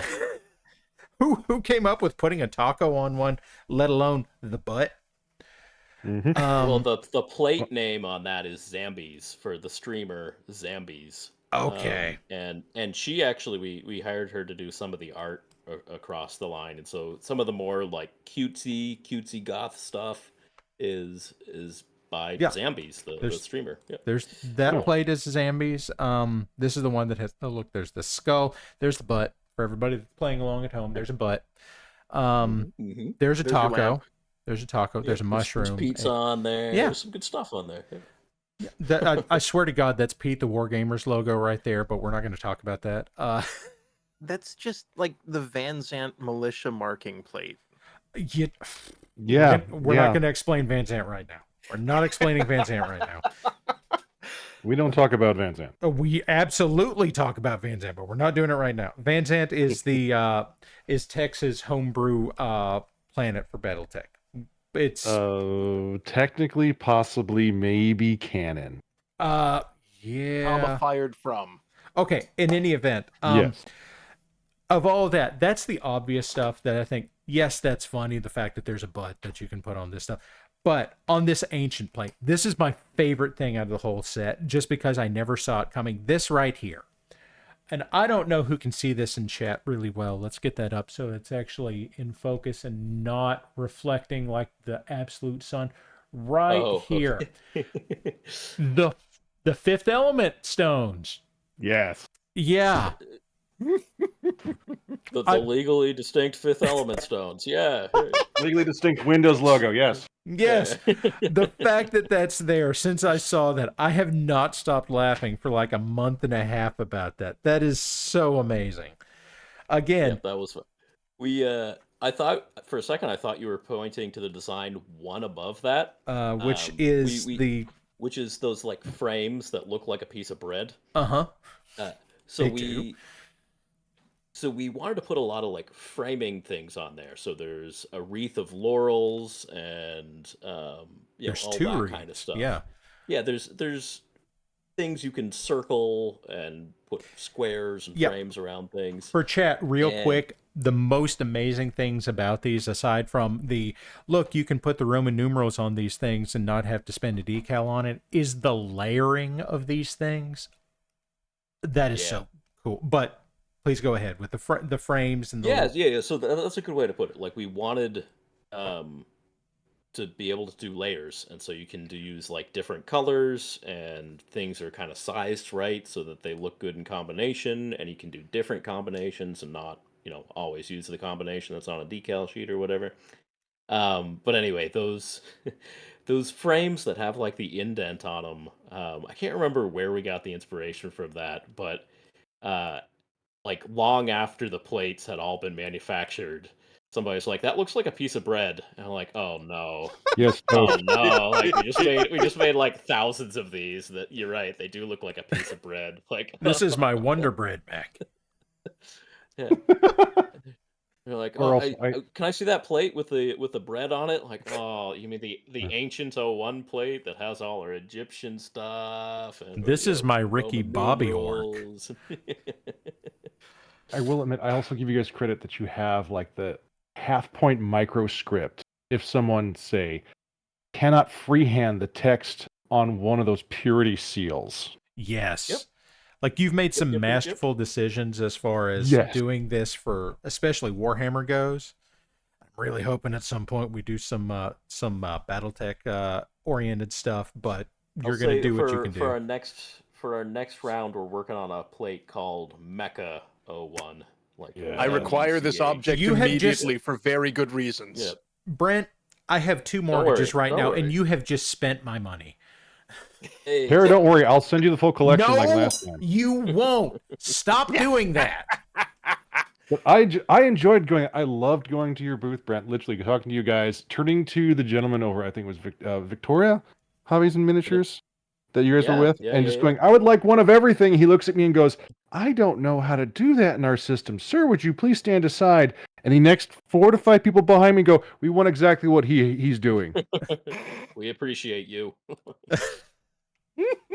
And again, for those of you in chat right now, Brent, how many plates do you have left? We sold out. We again sold out of most of the stuff that we brought to Adepticon, and then we sold out of everything that we put online. So we started with our very first sales where we brought a couple of 100 sets to Adepticon this year. And then like a week later, we went up for sale online for direct web store sales to the United States. And we sold out of that within about 4 days, I think. And then for the last 2 months, we've been waiting for the factory to hurry up and make us our next round of stuff. And I'm going to say this because I have watched the Goblin Hobbies YouTube channel for this kind of thing. So you've said it, and I'm going to put it out there. This all just came out of your life savings. Like this was something that you spent what you had on this to get this out there, and then it's done this well. How does that feel? Pretty good. It feels like I'm probably going to get that money back, so that feels good. Like yeah. But that was, a strategy or a choice. Like we could have done a Kickstarter or GameFound or some sort of crowdfunding, some giant loan you could have conceivably taken out to do it, or that. But no, we really wanted to just be able to say like, hey, we made this thing, it's available, it's on the store, you can buy it now. And for a couple of days we did that, and then it sold out, and now we have to get some more. But we liked the idea of us taking the risk rather than all of the customers, giving money to a Kickstarter and then like that just being stressful for everybody involved for like 18 months until you got your crap, So and also because we did think it was a good idea, so we thought that we wanted to guard the secret of our clever idea for a little bit longer by just having it ready to go and ready to sell to people. I've got 2 questions here. One of them is shill based, and one of them is question from audience. Which would you prefer? Do audience first. Always audience first. Yeah. From the illustrious Deck. One moment, the mouth is recompiling. Yeah, that's that 5-hour energy that you down. Oh Jesus! Now me too. Give it again. You got it this time. I believe in you. From the illustrious desk of Mad Ducks 42. Oh God. Oh, this is again. Bread for war? Is that what we're doing? No, in this case, he has requested that I ask if it's okay for him to make a Bubba J's Mechoplex commercial for, quote, custom-made mech scale stamps, which we will apply very carefully by using a light mech with jump jets. Okay, so very quick. Yeah, go for it. Yeah, who am I to say what you can and can't do? Yeah, go for it. Excellent. You heard it here first, Dux. He said it was cool and it's a great idea, and he's endorsing it wholeheartedly, and that this is like your official franchise announcement, so you need to get a mech with robot feet. The official position of Goblin's Hobbies is we cannot stop you on whatever this idea is. To be fair, Brent, we'll also give you the background. When I went to Adepticon 2 years ago, I got Ray Arista to agree to license to Bubba J the rights to the Urban Mech Lamb via hot air balloon design. Who licensed And then this out? my live on dumbass stream. made it. Oh, Para, show him the hot air balloon lamb. No, we're not doing. I'm not showing you an urban mech that is suspended in the air by a hot air balloon. We're not doing that right now. I can imagine it, though. That's pretty cool. Yeah. But it's so tactical. It is so radically dumb. I've seen a hot air balloon that was an urban mech. That was a yes. Ooh. Yes, that thing that hangs out in front of Gen Con. Did you have one of those holding up the real thing? You know, I have made an urban mech. Oh my god. However, as the follow-up, but Brennett of Goober Town Hobbies and Goblin Hobbies, if your store is empty of product and I desire the product, where would I look to see when they are restocked?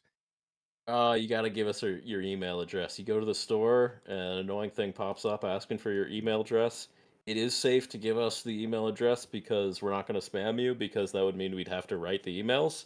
So we only send out actually important emails. I endorse virtuous laziness. We've only sent out 2 emails, and the first one was it's for sale now, go get it, and the second one was it's sold out for a little while, but don't worry, we'll get it back. The first one was get after it, and the second one was you did it too hard. Yeah. There's a pretty good chance that the third email that we send out to that list is going to be like it's for sale again, or it's for sale for the first time in a new region. So we started with the U.S. just to keep things simple as we're figuring all this out. Do direct sales for the U.S. So that we're not also dealing with customs and VAT taxes and all that on every purchase. Oh, yeah. So, we opened up for sale for the U.S. first, and we sold out of the stock that we had for the U.S. But our next factory run, we're going to have stamps ready to go for multiple regions of the world, and we've got solutions that we think are going to work for various regions of the world, but one step at a time. So, if you sign up for that email list, it'll have things like Goblin Hobby stamps are now for sale in the EU. That's an email that we want to write someday, kind of soon. So, stuff like that. I'm going to ask you a question that I'm pretty sure I have asked you before, but for the purpose of the audience, I have been pursuing the idea of trying to figure out how to do this basically do this from home. Where the idea has been, I bet you could 3D print this. Like when I initially saw this, I thought, ooh, that's really cool. I wonder if I could 3D print this. The answer to that question, as it turns out, is yes. I have packed away that plate, but I have it somewhere. But one of the other things I've been wanting to do, because it struck me that, yes, you can print these. You have to do it in resin because it's the only thing that's going to have a high enough resolution to get a shallow enough recess in the plate. Resolution. Yeah, I did try it with FDM. That does not work. But I was thinking, if you wanted to do this in such a way that it was mass manufacturable domestically or from home, and you wanted to be able to make, I can make a couple of these. Could you laser cut these out of something like Delrin or some other form of plastic or plastic adjacent polymer that was acetone resistant? Yeah, so that acetone resistance is important. So to start with, what we're using is coming straight from nail stamping, and so what we're calling Stampin' Color is just special stamping nail polish. It is the solvent-based nail polish, and to clean it up after you've gotten it onto the plate, you use acetone is the best way to do that. And acetone doesn't do anything bad to the stainless steel, and apparently it's working fine with the cross-linked resin-printed plates that you've tried. But absolutely some types of plastic are not acetone resistant. Yeah, I told you this story, and I'll go ahead and tell on myself to chat. This was the stamper that came with the kit. Brent, like I said, I already told you this. I got a little bit of nail polish on the side of this. You can see because it's cloudy now. And thought, I'll just wipe that off with this rag that I already have dosed in acetone before it dries off. There was a good period of about a month there where I couldn't, up until yesterday when I talked to you, that I couldn't then get the cap off of the large side of the stamp. By the way, guys, there's 2 sides to the stamper. Why? Mo had to tell me that. He was like, hey, Para, grab that other end and pull on it. It's like, holy shit, there's a small one. I didn't know. But if you look very carefully at this side of the oh well, I've got more marks. Scuffed. Yeah. Yeah, that has been glued back together because when I did finally manage to get that off, it did break coming up. Don't use acetone to clean these. Yeah, don't do that. Yeah, certain types of plastic not so good with acetone. Yeah, acrylic is at the top of that list, chat. Don't do this with acrylic. Like some of you are out there like, "Oh, I've got a CO2 laser cutter. I can do this with acrylic." No, you can't. Yeah. And yeah, I think if you find, yeah. So backing up to your question, are there other ways to make this? Probably. And if you have the equipment to do that, I think, yeah, that's a fun project to work on. See if you can make yourself some custom symbols on some homemade plates there. Yeah, acetone resistance is important. Getting the right depth of the etching is important. And do you mind if I shared that information right now? Go for it. Because I have figured that one out.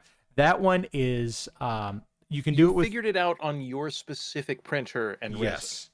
However, that was 3 or 4/10 of a millimeter. No, it was. Oh God, was it 0.4? It might have been 0.4. It's been a while since I did that. It's very, very shallow. Do you mind if I give the audience the numbers? Immediately forgets the numbers. Yeah, it's been a bit. It's either 4/10 or 4/100 of a millimeter.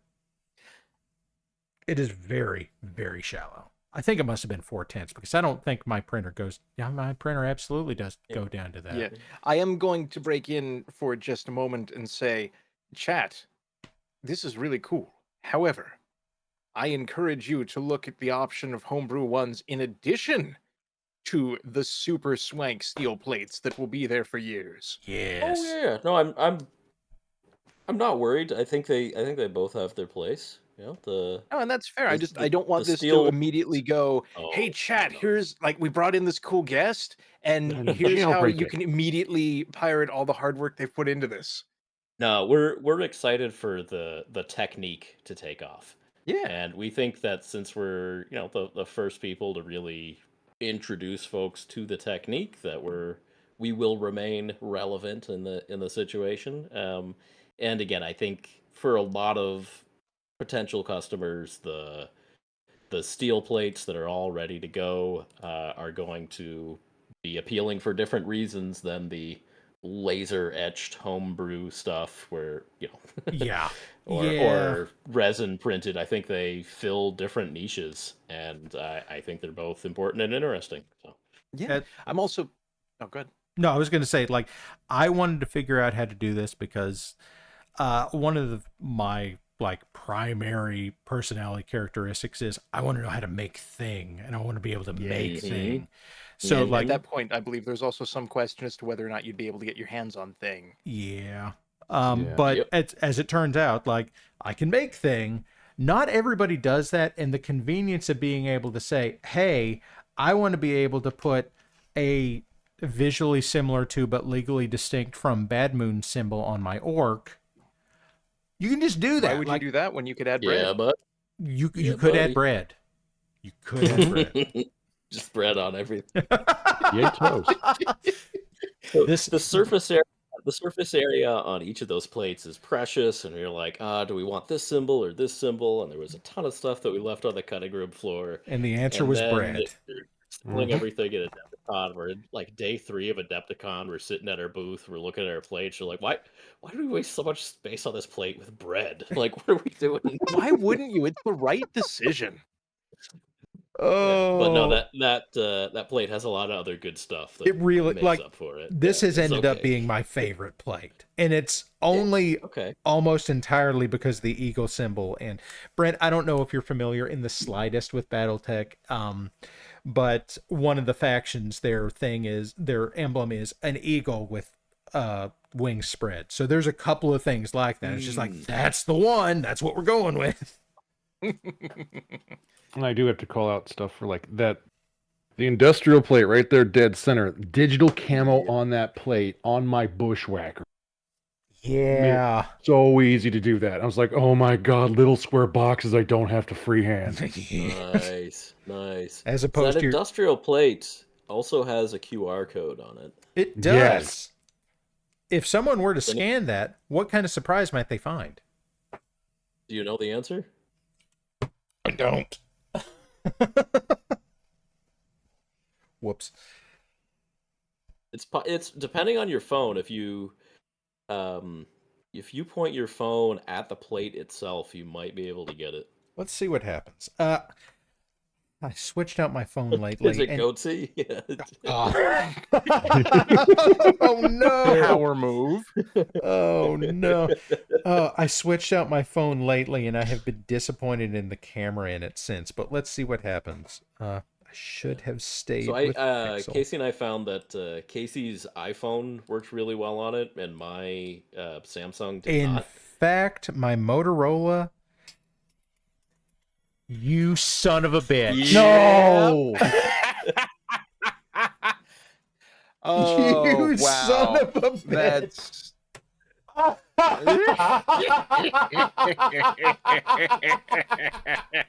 I'm putting that on the back of a towel unit now. God, I have I'm going to to see get that what plate right now. chat's That needs saying to go to on the that. back of one of my commissions.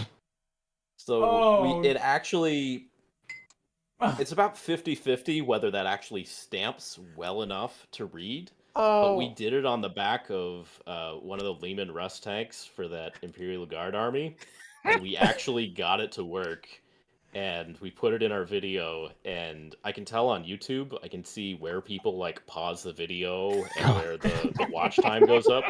But I could see that people like pause their video right where I had the QR code for Rickroll go up. I'm like, yeah, got him.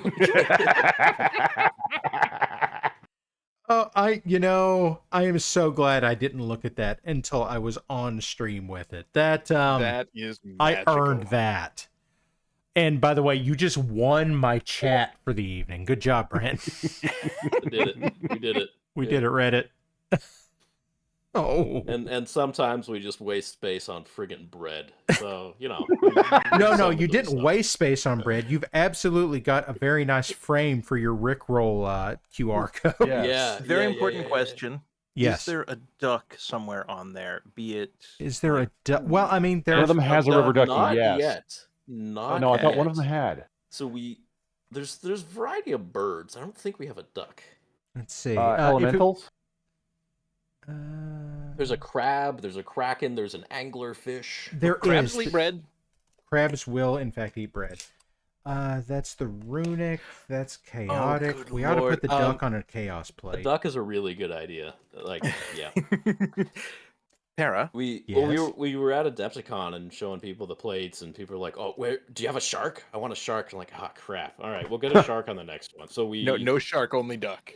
They're both ducks in we spirit. are working on our next round of plates. This is going to be just an ongoing thing. That's the business plan, is to keep selling new designs with cool stuff on it. But we got sharks. Now we got to get some ducks. Like we I got cool implore stuff. you not Mech plate. to create a subscription service where it's just plate of the month. My wallet will not recover.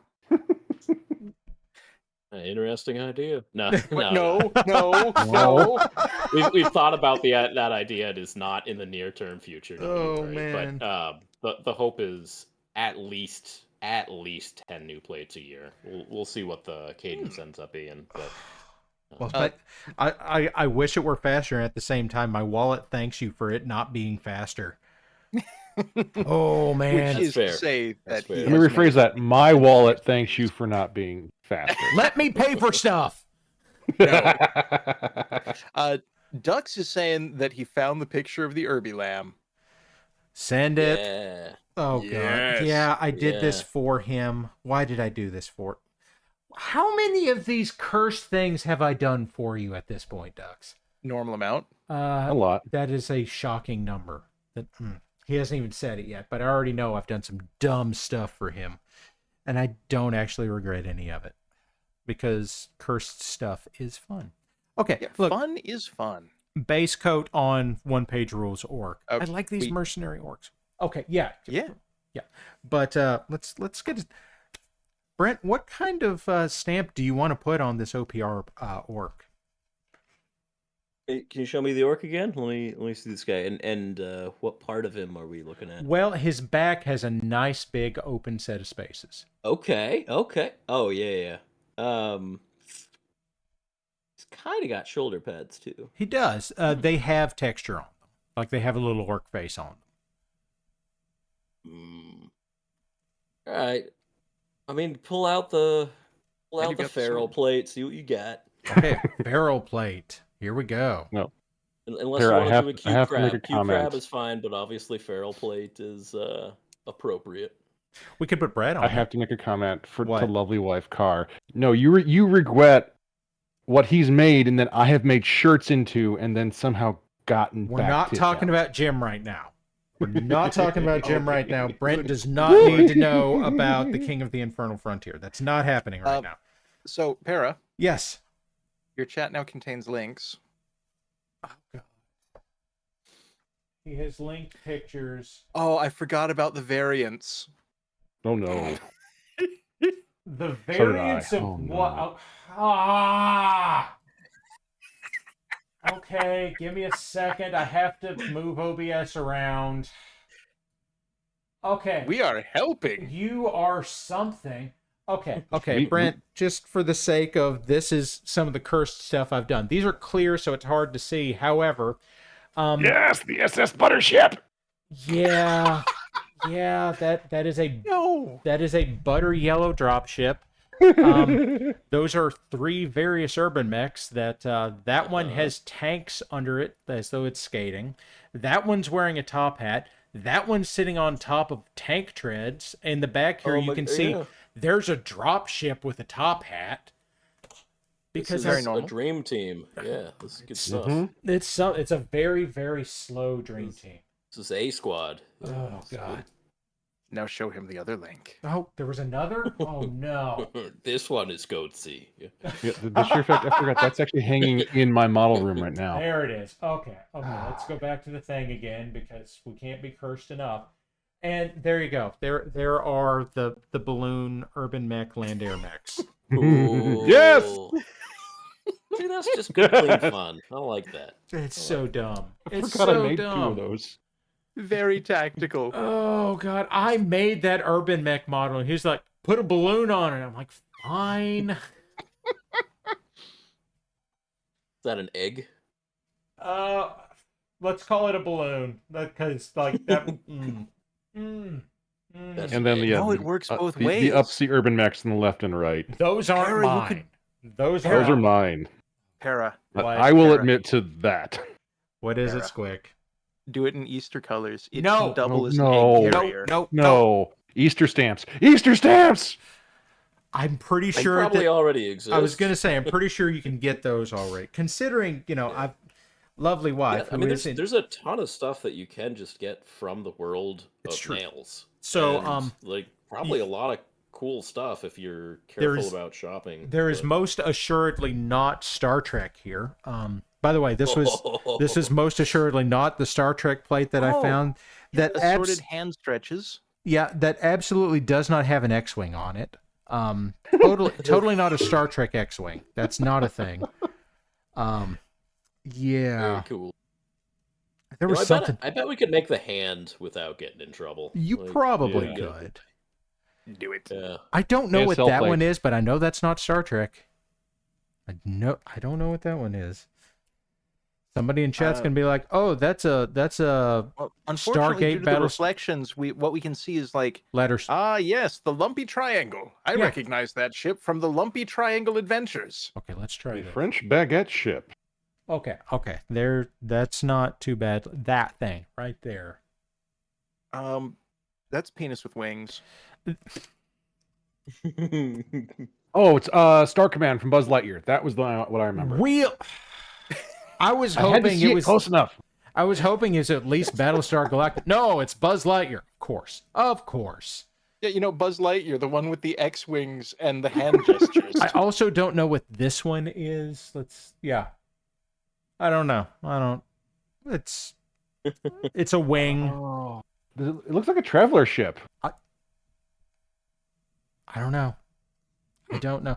And then so we try to curate our plates and make them, thematically consistent and legal, and sized appropriately for miniatures. Yeah. I think the consistent points on that plate there is that they have done none of those. That's true. That may have come from AliExpress. Yeah, but the thing is, if you find somebody illegally selling the exact design you want on AliExpress, honestly, pick it up. Pick it up before they go out of business or whatever. Having absolutely combed through an enormous stack of pages of this kind of thing, I'm going to go ahead and reinforce what you said. There are not a whole lot of, I got these emblems that are suitable for miniature. No, you guys, at the moment, you have that market cornered. Yeah, it's a sizing issue, and so, obviously our prices are higher than whatever that stuff was from AliExpress, but, our pitch is that the density of useful stuff is much higher on our plates. Oh, yeah. And the other thing is, like you said, it's useful to miniature painters and all. But the other thing that I don't know if most people have really internalized yet is compare one plate of these to what a sheet of decals costs. And no, this is no longer a problem. Yep. I was going to say, compare the thickness of these plates to the Maniology and AliExpress, and you notice these plates are like 3 to 4 times thicker. Therefore, they don't get bent. Well, the plastic backing also helps. Yeah, it's the plastic backplate. I bet the thickness of the metal might be pretty similar, but the plastic backplate makes it a lot more durable. Yeah, yours are a tiny bit thicker, but the back plate makes up for a lot. Yeah. And I knocked over my orc. Nobody look into that. He's fine. He's fine. Look, sometimes orcs get gravity on them. Known fact. Yes. Yeah. Gasco's fine. I did try the experiment of taking one of our plates and dunking it in salt water for a couple of months. It didn't rust, so I'm happy to report back that it actually is stainless. It's got a good blend of nickel and chromium to it. Yeah. So does that mean that these are food safe and I could, for example, melt cheese onto it? I can't stop you. I was going to go for toaster emblems, but okay, I'm with you, Squick. No, we already have bread. Ducks, we already have just bread, learned something. Damn it. But come on. I want the Emperor of Man on my toast. Well, I mean, you've already got bread. So the toaster of mankind. Yeah, that's a good symbol. Yeah, people are gonna want that. People are gonna pay big bucks for that. I'll make a toaster one of these days. Make a little flying toaster. After dark. Pork toast emblem. If we got a duck and a toaster, you would make one specific human absolutely overjoyed without ever knowing it.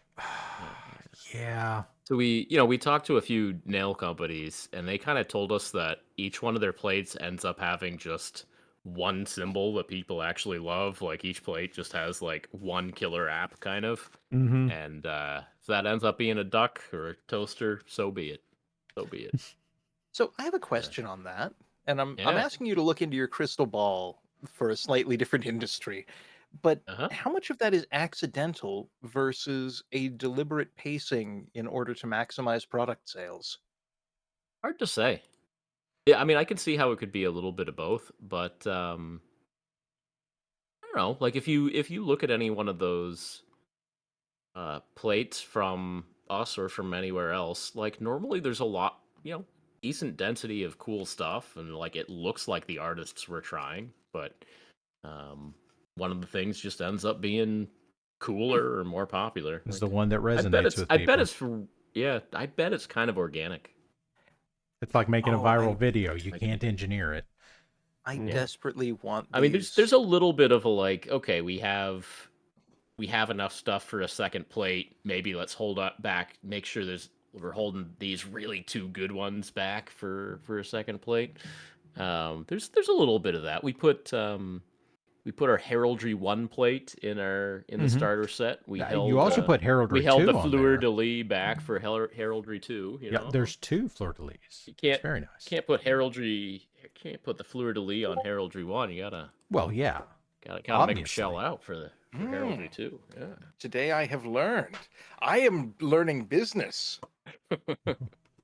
I have as I'm sure every other Yahoo on the internet with an opinion and the power to express it will do, I have a mighty need for all of these to arrive packet. Turn your engine down, good lord! For all of these to Time is it arrive. where you are? 10? That's okay. It is 9 where he is. Okay. Oh, God, we're at the end of our time slot. Yes, but I want all of wow. in like a 90s clip art box. Yeah, for sure. Oh, God. You know, I had all these That- ideas. that's- nobody's. I don't need to know what you do with toasters. I had all these ideas. I thought, oh, Brent, tell me about YouTube. Tell me about finding a niche. And now it's the end of the time slot. Oh, no, we got 4 people on this call. We can fill 2 hours easy. Yeah. Easy. Oh, yeah. Well, I mean, usually it's Squick giving me shit for 2 hours, so. And he has help. Well, yes, but it is loving because we have a good time. And Or if the chat ever goes that off and changes, celebrates you you. are We've done instructed that to too. tell me so I can knock it right the hell off. How would I do that? Then chat would miss out on me like suffering. Chat loves my suffering. Yes, well, cool. I'm happy for them.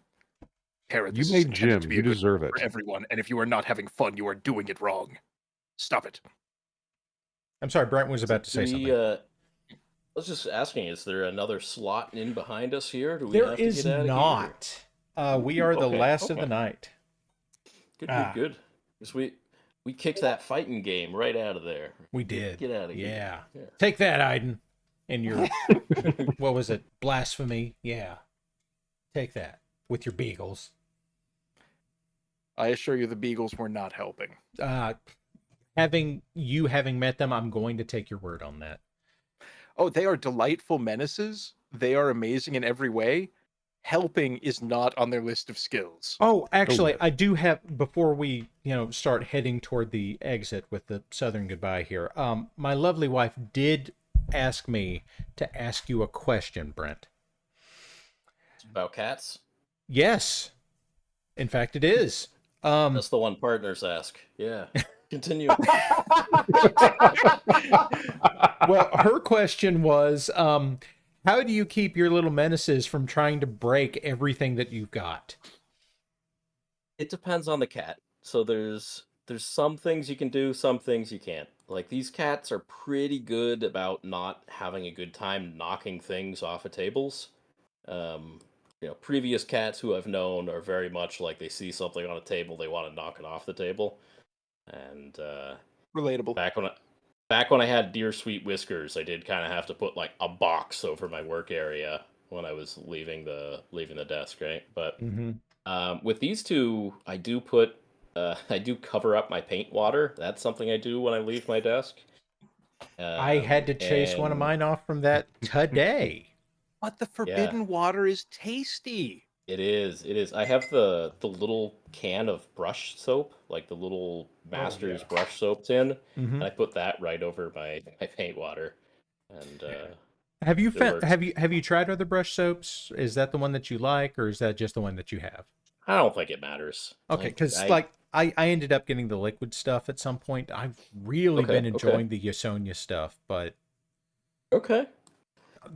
I'm going to trust that you've probably tried more of these things than I have. But yeah, I remember there was like... I did one video of like kind of cleaning gunk out of brushes. And that video was more like if the brush is really gone, isopropyl alcohol works pretty good. That was more the conclusion of that video. But... I have found going the tabletop minions route, if something is thoroughly screwed up, a little bit of, that's just a bottle I filled with it. I've got an actual... This stuff, the LA is totally awesome. Will absolutely get stuff out of the brush. Yep. That makes sense. So, it takes paint off I think the everything brush else. soaps are supposed to have, I don't know, some essential oils or some garbage that's supposed to like recondition a little bit. They've got crystals. Yeah, maybe. They've got crystals. Yeah, they align the crystals. chakra of the bristles. Yeah, so my background as a chemist, there's some things like which brand of soap do you use? It's like I don't know, man. It's soap. Put paintbrush in piranha juice. The paint will not survive. Yeah. Soap. It's got the hydrophilic end and the hydrophobic end and the emulsions and it's soap. What do you want? Like it. So there's a few of those things, or like airbrush cleaner is the other one that gets me. It's like, just dude, anything that's not gonna like eat away at the metal of your airbrush and will also like kind of loosen up paint is airbrush cleaner. You don't need to buy special airbrush cleaner. Put whatever you want into that airbrush that won't literally destroy it, and you'll be fine. I've been running with Windex with vegetable glycerin mixed into it. Okay, sure. Yeah. Like on purpose? Just mixed them together under the sink and decided whatever, this will work. I just took whatever I had in the house and threw it in one bottle. There's a little bit of bourbon in it. There's some Coca-Cola. It's a thing. I use alcohol on my airbrush, but yeah, anything. ISO and distilled. Yeah. Brent, I don't want to take up too much of your time, considering you've already been here for 2 hours listening to us be absolute clowns. I'm hanging out. Well, thanks for having me. We wrap it up whenever you say, but I'm still fishing out here at Lake Ilunara in Kalendor. Okay, well, my fishing skill is up to 291. Ooh. Well, if you're still up for it, I've got a few questions I can ask. All right, let's go. Yeah. I primed you on some of these. It begins. Like you said, you've been in YouTube now for about. Shut up, Mad Ducks. You've been in the YouTube game now for about 7 years, and I've been watching this stuff for not quite that long, but pretty close. Like I remember Ninjon's first video. That was somewhere around the time I started paying attention. And like you see a lot of channels start, and like it seems like we're going to be beginner oriented. We're going to hit on a lot of stuff, and these are how techniques work. This is how you do layering. This is how you like mix your paint. This is viscosity. And over time, it seems like there's one of two things that happens. There's either the channel burns out because they run out of content, or they find a niche. So like there's a very small batch of painters that have been at this for a while, or they're still focusing primarily on painting. Like you've got the Vince Ventrellas in the world that have done hundreds of hobby cheating videos now, where he's hitting on. He hit 500 recently. He did. That was insane. Yeah. There's only so many times you can paint Larry the Ogre, or not. As it turns out, you can do it a lot. Oh, he's still going. He's still going. But he focuses on one very specific thing every week, where it's like we're doing literally just this week. You've also got other people where you've got, like I'm not going to throw anybody under a bus and be like, I don't like this content, but you have other stuff where you've got Squidmar miniatures, where it's like we're not really worrying about the painting anymore. It's about spectacle, and that's fine. It's YouTube is entertainment, whatever. And then you've got Dana is still doing a lot of the beginner stuff and talking about different games. You've got Tabletop Minions that's talking a lot about different games, miniature agnostic, and this kind of stuff. You seem to have found a very unique niche that is very suited to your background. Was that on purpose, or did that just naturally evolve? I think these things naturally evolve.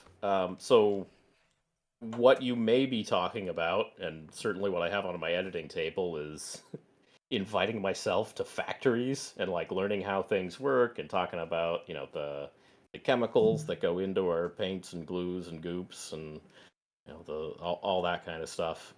Watching you go to works kind of stuff. Watching you go to the factory and being like, this is how you make 4 different kinds of minis, was like sitting down and watching Mr. Rogers tell me about this is how crayons are made. It was amazing, and I loved it. Yeah, that stuff is fun. So I've got a couple of those that I filmed months ago that I'm still slowly editing up that are coming around. But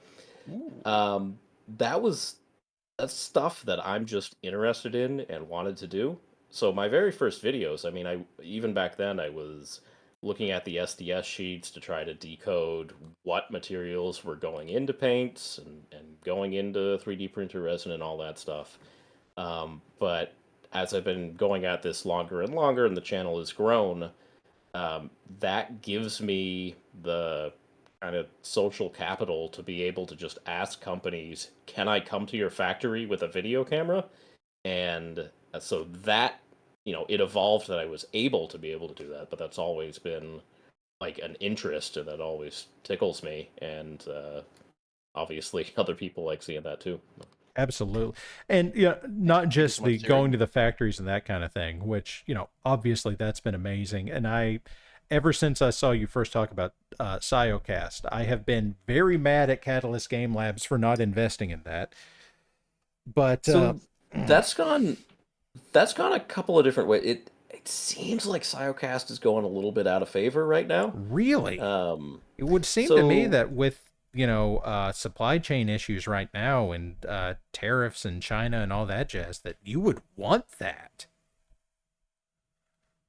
So I'm completely out of I mean, it depends how deep we want to go, but there are 6 basic materials that models are made out of.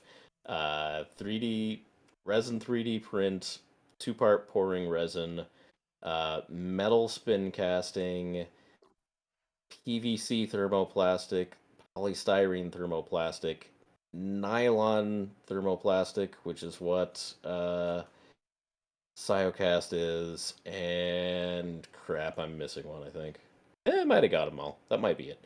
And they kind of all have their different strengths and weaknesses, and there definitely is a niche for Siocast, but it's a little bit wobbly on this pedestal there. Yeah, it does some things well, but there's 6 other materials. They all have strengths and weaknesses, and Siocast doesn't. The machine itself, I think, is 50,000, 80,000, depending if you're getting it new or whatever, which is less expensive than trying to make PVC or polystyrene, but more expensive than metal casting or 3D printing. And the model quality is not as good as if it was polystyrene, like a Gundam kit or something like that. Mm-hmm. It's not as like classic and chunky and cool as like a metal miniature. It's not as it doesn't have the homemade doesn't have the appeal of do it yourself that like a resin print does. Like, I mean, it's got a niche, but it seems like there's been a cultural stepping back from Siocast. I'm really glad it exists. It does some things better than other materials, but I don't know. Like after I made that video, like a year later, I got several emails like, what do you think about Siocast now? And I was like, what? And like, it kind of clued me into there's been some issues, huh? I don't know. Apparently. So the thing that gets me I still think it's viable, but it's not a miracle material. It's cool that they started using a nylon material and that they added to the list of viable options. Like, that's great. But well, the thing that gets me about it, especially hearing you say that now, is I'm going to talk about BattleTech stuff because that's what I have on hand. But like the standard BattleTech minis they're a thermoplastic of some nature, probably PVC. Yeah. Okay. So they're fine. Like I've seen a lot of people give them some crap because the details are pretty soft. They don't have sharp edges. It's hard to get the mold lines out. Not everybody can get their stuff made in Nottingham. Yeah. When Catalyst does this line that they call their premium miniatures, they're actually contracting with Monster Fight Club to make them from Siocast. That's just a great company name. It is, isn't it? And it's just been interesting, like, to hear you say, like, it's not as good as some other, and then, like, I have some complaints with Catalyst sometimes. I think they're doing better than BattleTech's been done in a long time, but low bar. Yeah. Yeah, but if, like, the Siocast is doing better than this plastic is, then is that on catalyst for getting relatively not great quality castings, or is that Monster Fight Club doing particularly well with Siocast? I don't know. So, I mean, PVC is more durable. You can do it in larger batch sizes. It's, cheaper, more durable. Like, it's what's used in board game minis. Is right. The same type of plastic as BattleTech.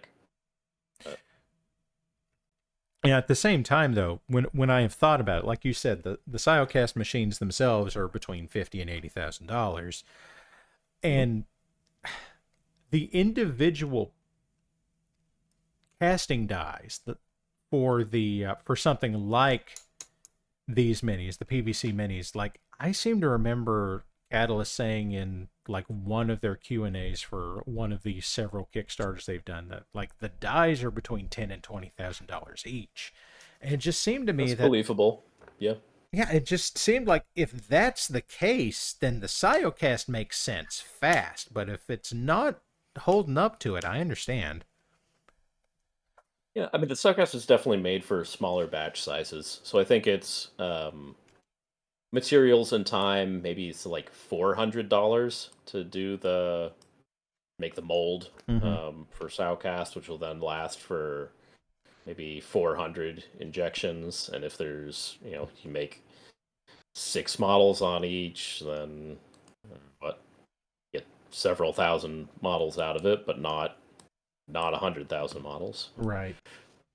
I'm sure that the metal molds will hold up for a very much longer time, but you're probably right. I hadn't looked as far into it as I'm, like you said. It's fascinating. It's and again, I think somebody in chat mentioned ABS plastics like Lego. That has not made it to our world yet, but in our world there seem to be 6 different materials, and they all have their pros and cons. I think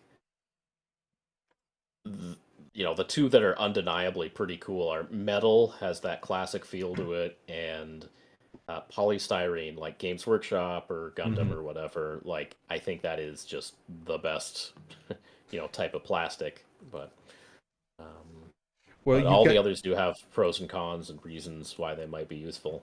You've got the 2 ends of the spectrum there, where you've got Infinity working in metal and GW working in plastic, and just seeing how you can get to the peak of both of those materials that way. But yeah. And what about like laser sintered nylon powder?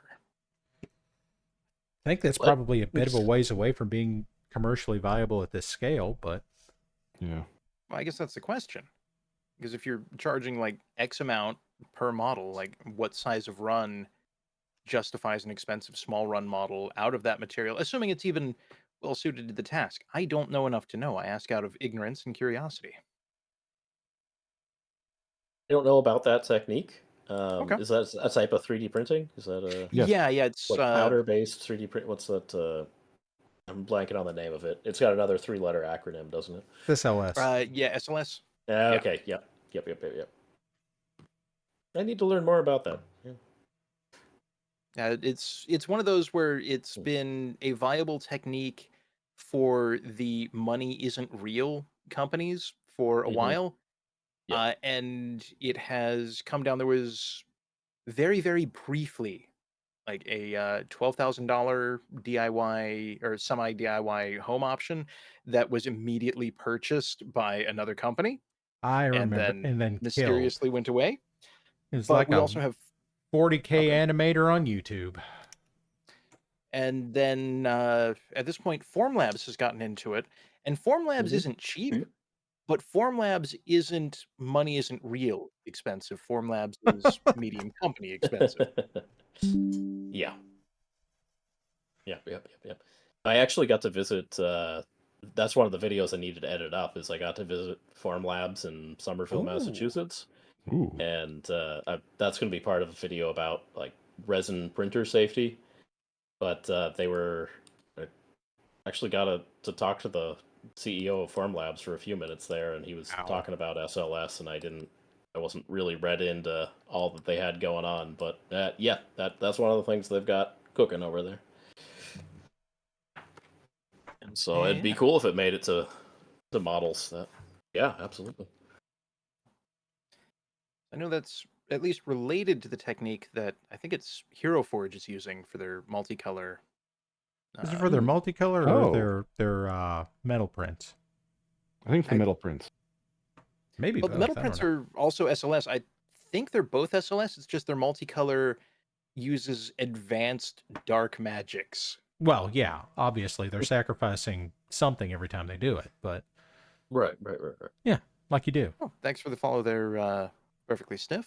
So, for everybody playing along at home, you just watched me apply both of these stamps to the back of Orcus McGee right here. Oh, that's great. I wasn't watching. That's cool. Coincidentally, for those of you that are wondering, there is a technique to this. It's in the videos that you can find on the Goblin Hobbies YouTube channel and on the FAQ section of the Goblin Hobbies website.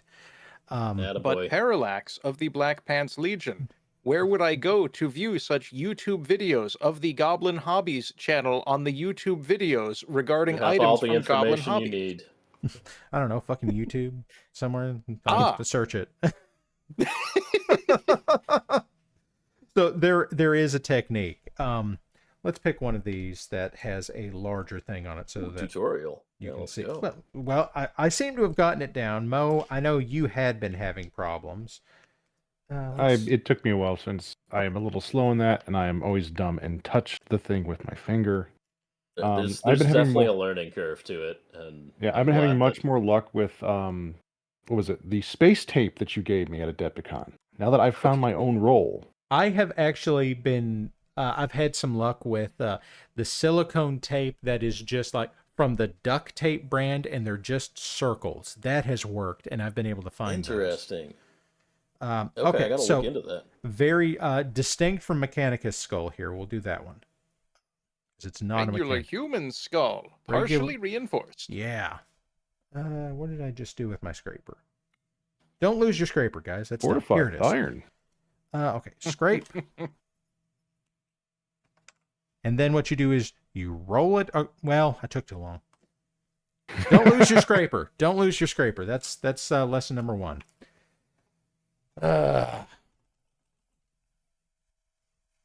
Clean it after every use. If you're using the same stamp on this, we'll do the smaller one there. Okay. Don't use isopropanol or. Yeah. Do if not you're gonna insolventize. Yeah, if you're gonna clean the silicone stamper there, just use a piece of packaging tape or something. Okay, here we go. Scrape. The way that you do this is you go roll across, and then you can press down on whatever. Leave it for a second, pull it off. There it is. So the technique really is roll quickly. You don't have to put too much pressure on it. If you do put pressure on it, you can warp the image on the stamper. And it doesn't matter how you apply it, it's going to be warped when you get to it. But, yes. Parent, can you show us the image there? Which image? On your digit one more time. Okay, yes. Yes, I can. Let's see if it'll focus. Excellent. So when this gets uploaded to YouTube, there's your thumbnail. The pain. The absolute pain. I regret nothing. Oh, I regret so much. Boo this man.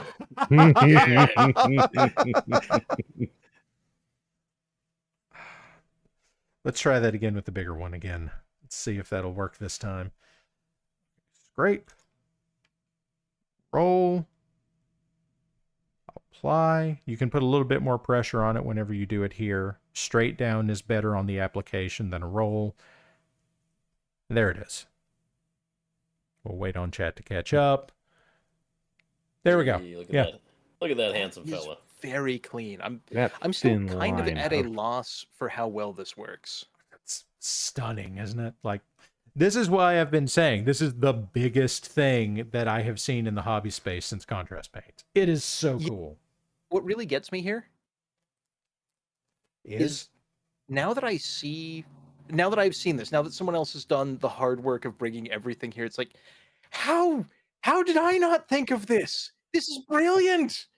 Well, when was the last time you had your nails That's done? the way we've been feeling. Just so you know, that's the way we've been feeling for years now. For the last 2 by the years. way, the fact that I have been I've been hearing you and Casey talk about this, like, oh yeah, no, we've been doing this for 2 or 3 years, and I'm just like, you sons of bitches, you've been hiding this for 2 or 3 years. How dare?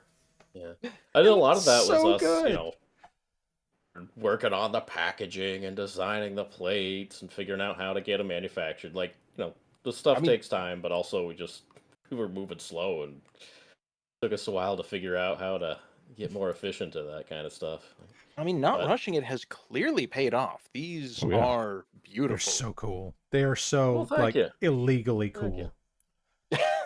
They are very legally cool. Well, I don't know. It's cooler if they're illegal. We're gonna go with illegally cool. The stamps are legal, but the coolness is illegal. Negative degrees Kelvin. There it is. And we're finally starting to see, stuff starting to pop up on social media. That's like, I recognize that. So that's been a nice feeling. Yes, I've seen that butt and taco on things before. I think it was I'd know that butt anywhere. Yeah. I think it was Mecca that said she wanted to do an Astartes nail job now. Well, I mean, as it turns out, you can get a legally, a visually similar to, but legally distinct from. Here we go. Astartes pack right there. Is that the one? That's the Space Guard people. There we go. That one's kind of guardish. That one's livery. That one's got some Nordic stuff to it. That's clearly not Space Wolf inspired. It is just wolves in space. On there. People have been putting Russell wolves Hog on their inspired shields for a while. Yeah, it's all So good. we've Space got dog. here some definitely not Blood Angels. Show them the ruins. Droplet, The ruins you are gotta so get us for a tiny. droplet now. Yeah, okay. Casual whistle. Nothing happened. Let's see. You said the runes. That was the one with the wolves. What did I do with that? Yes. Okay. It is sneaky.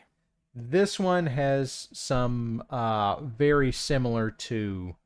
This is the chaotic one, so you can guess what that one is. Industrial. Chaotic plate, yeah. Heraldry. The bad directions arrows. Yeah. Mm-hmm. Yeah. One of these has an Omega symbol on it. I have forgotten which one it is. It's this one. It's the Squad Markings 1.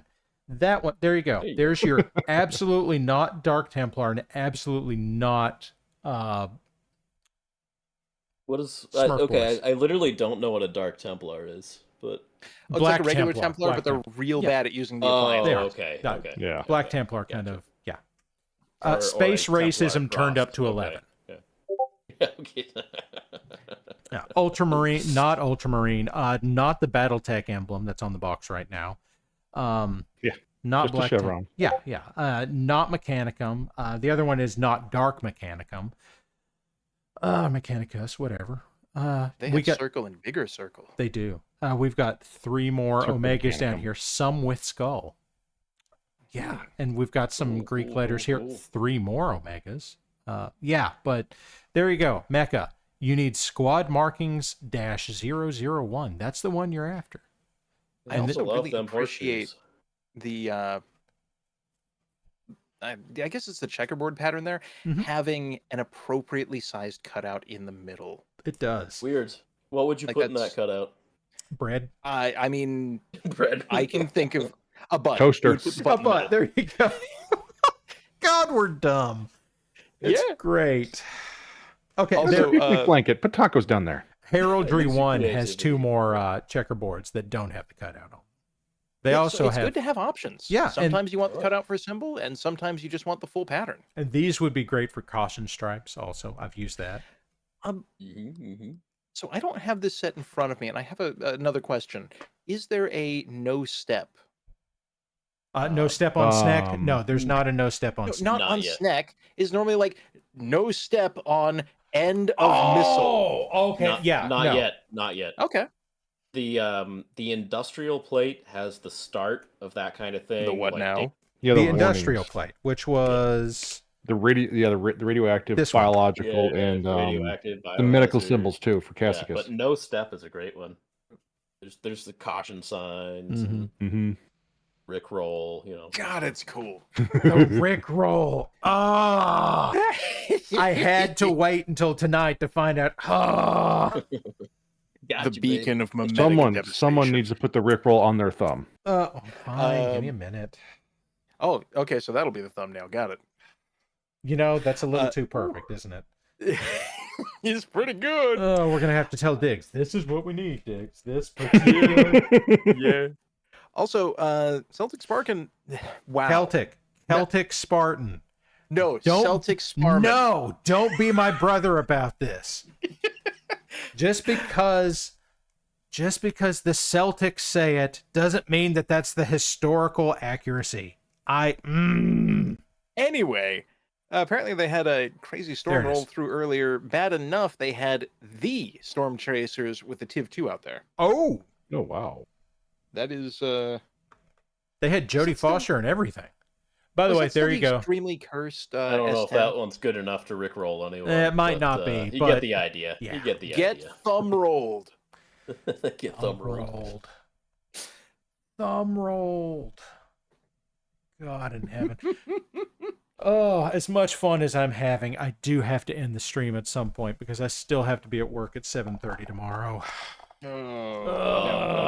Well, it's been a blast, guys. Brent, I cannot begin to tell you how much I appreciate you being here tonight. This has been great. Yeah, you've been this has been awesome. Sorry it took so long. Again, no offense, but until very recently, you were just some guys messaging me on Discord, which is nice and all. But, some jerks that were hassling us. Yeah, oh yeah, we're definitely still that. Yeah, but thank you for honoring random request of stranger who came up to you at Adepticon. This tall, threatening man that showed up and be like, "Do you want to be on the self-selecting podcast?" group at Adepticon, yeah.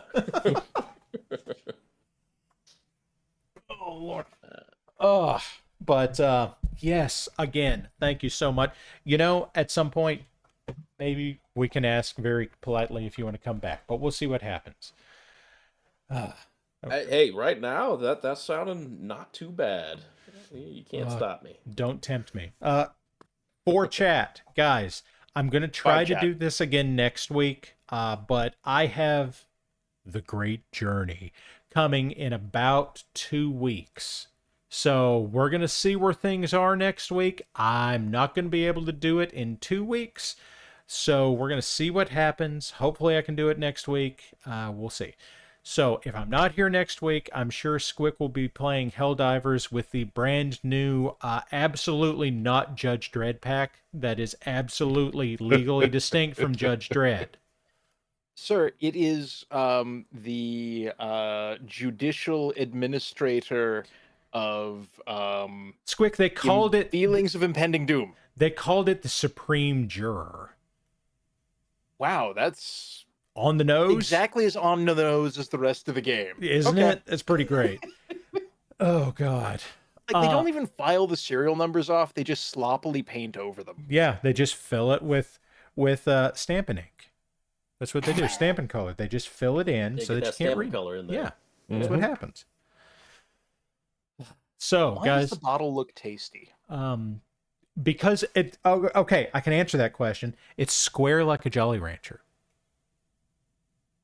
Yes, one of the primordial foods that the human brain is trained to recognize and identify with deliciosity. Squick, do you remember when you were 5 years old and they used to sell suckers that were just fucking cubes on the end of a paper stick? They still sell suckers that are cubes at the end. Yeah, they were terrible. You could like brain do you remember somebody. When it was like a Warheads candy on a stick? Yeah. Ooh. Oh yeah. And it had like the extra foaming agent. That cannot have been good for me. No. The originator of Tide Pods. Oh God. We have to go now. No, was there a company that made like Tide Pod whiskey where you can just like Don't. No, we're ending the cast now. Chat, thank you for being here. Brent, I can't thank you enough. We're gonna go now. Squick, say something. Hello, internet. No, have a good night. Mo, say good night.